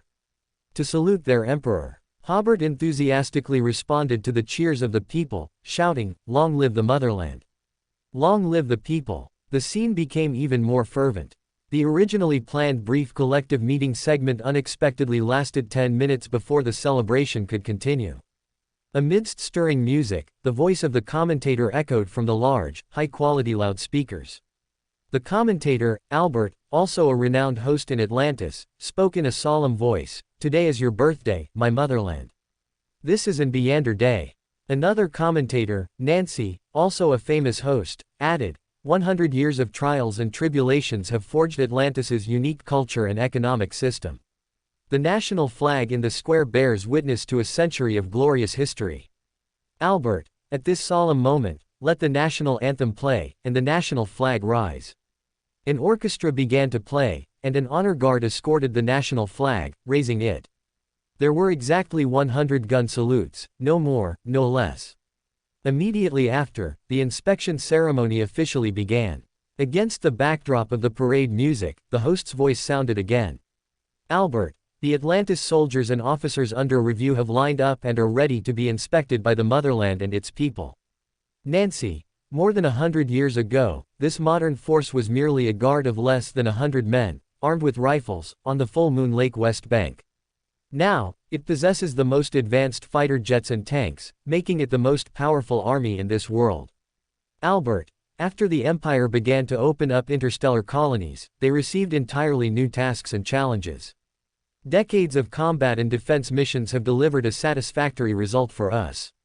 Nancy, the great emperor once said, "A country, though great, will perish if it is warlike." We have always adhered to the principle of not initiating large-scale wars, using the option of war only when necessary to protect our interests, and thus we have built a unique deterrence system. Albert, this is precisely the classic strategic concept of subduing the enemy without fighting that the emperor spoke of. Nancy, in the square, 80,000 citizens in festive attire have also assembled. After the parade, they will form various phalanxes and pass by the viewing stands. Albert, 100 years ago, our capital was merely a military outpost, and the entire South Continent was a symbol of desolation and barbarism. Nancy, over the past 100 years, through our unremitting efforts, the South Continent has been built into the pearl of human civilization, the political, cultural, and technological center of the entire world, and even the entire galaxy. Albert, also participating in this parade are delegations from various North Continent countries, as well as delegations from interstellar counties, who represent other nations and the interstellar citizens of the entire Atlantis Empire, sending their sincere blessings to the motherland. Nancy, under the stirring melody, first approaching us as the demigod Phalanx. Albert, thanks to the unremitting efforts of the Sixth Research Institute over decades, Beander has become more reliable than 100 years ago. Nancy, Beander vaccines have given all citizens a certain immunity to Beander, finally allowing information about Beander to be disclosed to the public. Albert, this leaves Beander evil forces with nowhere to hide. Any sophisticated tactic is insignificant in the face of the ocean of people's war. Nancy, the demigod Phalanx is not large, but it is the essence of the Empire's Beander power. Some of them are responsible for the Empire's key projects, some for the defense of several counties in the Empire, and others for the protection of one or several colonial planets. Albert, now approaching us, the second Phalanx, is the Middle Sequence Phalanx. If the previous demigod Phalanx represents the leaders of official Beyonders, then the Middle Sequence Beyonders are the backbone. Nancy, 100 years ago, this Beander force came from many different organizations. They shared the same dream, and under the Emperor's integration, they defended the nascent empire. Albert, over the past 100 years, official Beyonders have formed the largest Beander organization in the entire universe, with the most diverse range of pathways. Nancy, they not only defend the Atlantis Empire but also fight against the followers of evil gods throughout the universe, protecting all people in the universe who hold beautiful hopes. Albert, now approaching us is the Beander military Phalanx. The different colors of their uniforms represent different designations. Nancy, those in blue uniforms are the Gale Army, those in rose-colored uniforms are the Sting Army, those in yellow uniforms are the Bulwark Army, and those in red uniforms are the Flame Army. Albert, it was also 100 years ago that the four most courageous Beander units were granted designations by the Emperor. Nancy, over the past 100 years, they have continued to embody their fierce combat style, always serving as the Empire's proactive striking force. Albert, This is a phalanx with numerous battle achievements, but also numerous scars. Every soldier among them has been tempered by countless battles. Nancy, the fourth phalanx, also distinctly colored, is the Research Association phalanx. Members wearing rose-colored combat windbreakers are from the Witch Research Association, and those in white combat windbreakers are members of the Traveler Research Society.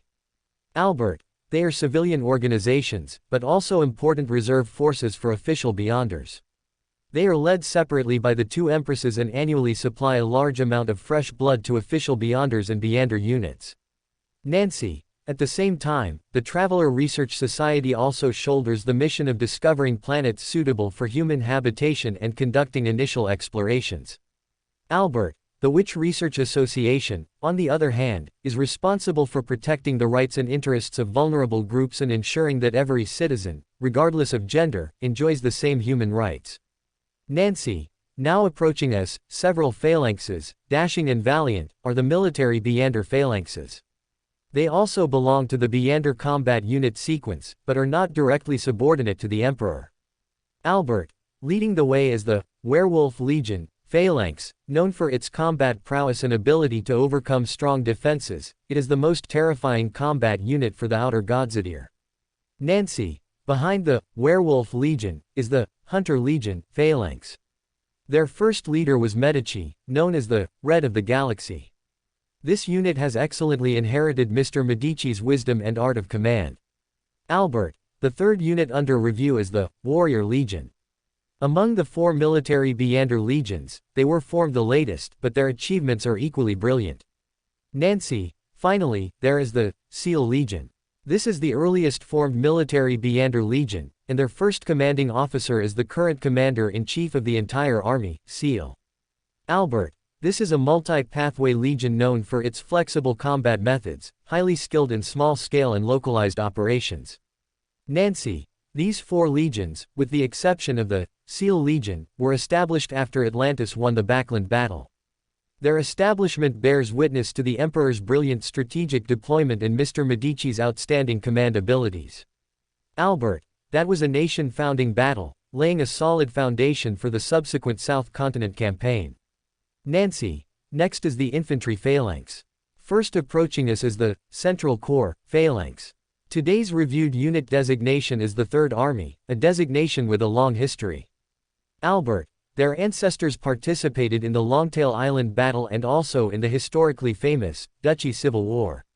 Nancy, the second phalanx is the Navy Phalanx. Every planet has oceans, and wherever there are oceans, naval power is needed. Albert, currently, we have a vast naval force. Besides safeguarding the security of the Sonia Sea, Raging Sea, and Fog Sea, they also protect the safety and interests of citizens residing on other planets. Nancy, the third phalanx is the Air Force Phalanx. More than 80 years ago, oil was discovered for the first time, and aircraft types such as fighter jets, bombers, and electronic signal planes were successively introduced, thus ushering in a new era of aerospace. Albert, especially with the advent of rockets, we gained the ability to launch satellites. From then on, mountains could no longer block electronic signals, and our lives underwent tremendous changes. Nancy, in some colonial planets with poorer infrastructure, the Air Force plays a huge role and has significant deterrent capability. Albert, the fourth reviewed phalanx is the Engineer Phalanx. They have always been tasked with the important responsibility of thoroughly exploring new planets and initially establishing colonial cities, serving as pioneers of the interstellar era. Nancy, next, the steel torrent passing through the square is the Tank Phalanx. Initially, this was a war vehicle designed by Emperor Rosal. After improvements by the Emperor, it quickly became the main combat weapon of the current army. Albert, they possess excellent off-road combat performance, suitable for operations in complex terrain, and have played a crucial role, especially in small-scale conflicts on other planets. Nancy, behind them is the Infantry Fighting Vehicle Phalanx, which provides infantry with extreme mobility, significantly expanding their operational radius. Albert, everyone, please look at the sky. Now under review is the Fighter Jet Phalanx. During the 40th anniversary parade of the nation's founding, large aircraft made their debut, shaking the world. Nancy, At that time, apart from the great emperor, no one could have imagined that aircraft would experience a burst of development, especially with the advent of aero engines, which brought about a huge breakthrough in engine technology. Albert, now flying past as the bomber Phalanx. During the South Continent battle, the enemy's airship army was completely annihilated by Mr. Medici. People once thought that the Air Force would withdraw from the stage of history. Nancy, that was merely the slow-moving airships with small bomb loads that withdrew from the stage of history. New types of bombers can still inflict huge casualties and can drop bombs from high altitudes, making effective interception by anti-aircraft guns difficult. Albert, let us return our gaze to the ground. The next Phalanx is somewhat special, the Eumelin Planet Guard Phalanx. Nancy, Eumelin, with its highly developed technology, was the first interstellar civilization to voluntarily join the Atlantis Empire and accept our system and culture. Albert, the imperial government granted Eumelin a high degree of autonomy and established the first autonomous county and interstellar directly administered county, creating a bond for cultural and technological exchange. Nancy, the Eumelin planet has dispatched their highly distinctive Flying Soldier Legion. This legion possesses excellent mobility and the characteristic of precise strikes. Albert, the phalanx behind them is the Libus star phalanx. That planet has abundant oil resources, and its mechanical technology is highly developed. Nancy, now approaching us is the famous Mech Legion, possessing formidable combat power. Albert, next, several phalanxes approaching us are the honor guards sent by the various North Continent nations. Nancy, leading the way is the Fenaport Kingdom Phalanx. This is our traditional staunch ally and the first country to engage in comprehensive cooperation with Atlantis to develop the vast Fog Sea. Albert, the second phalanx is the Intis Empire Phalanx. Since Emperor Rosel's ascension, Intis and Atlantis have had a very close relationship. Nancy, at the initiative of Emperor Rosel, this country was the first to engage in close cooperation with Atlantis to jointly develop interstellar resources. Albert, this was also the first country to purchase fighter jets from Atlantis. Facts prove that with an excellent leader, a country can keep up with the tide of historical development. Nancy, the third phalanx is the Loan Kingdom Phalanx. This is the second country willing to accept Atlantis's political and economic systems. Albert, with the help of the imperial government, the wealth gap in that country rapidly narrowed, and the Backland vagrants, once famous worldwide, gradually disappeared.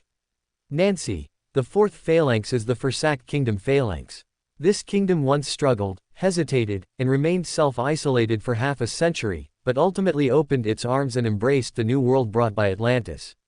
Albert, the fifth phalanx is the honor guards of Lindbergh and other nations.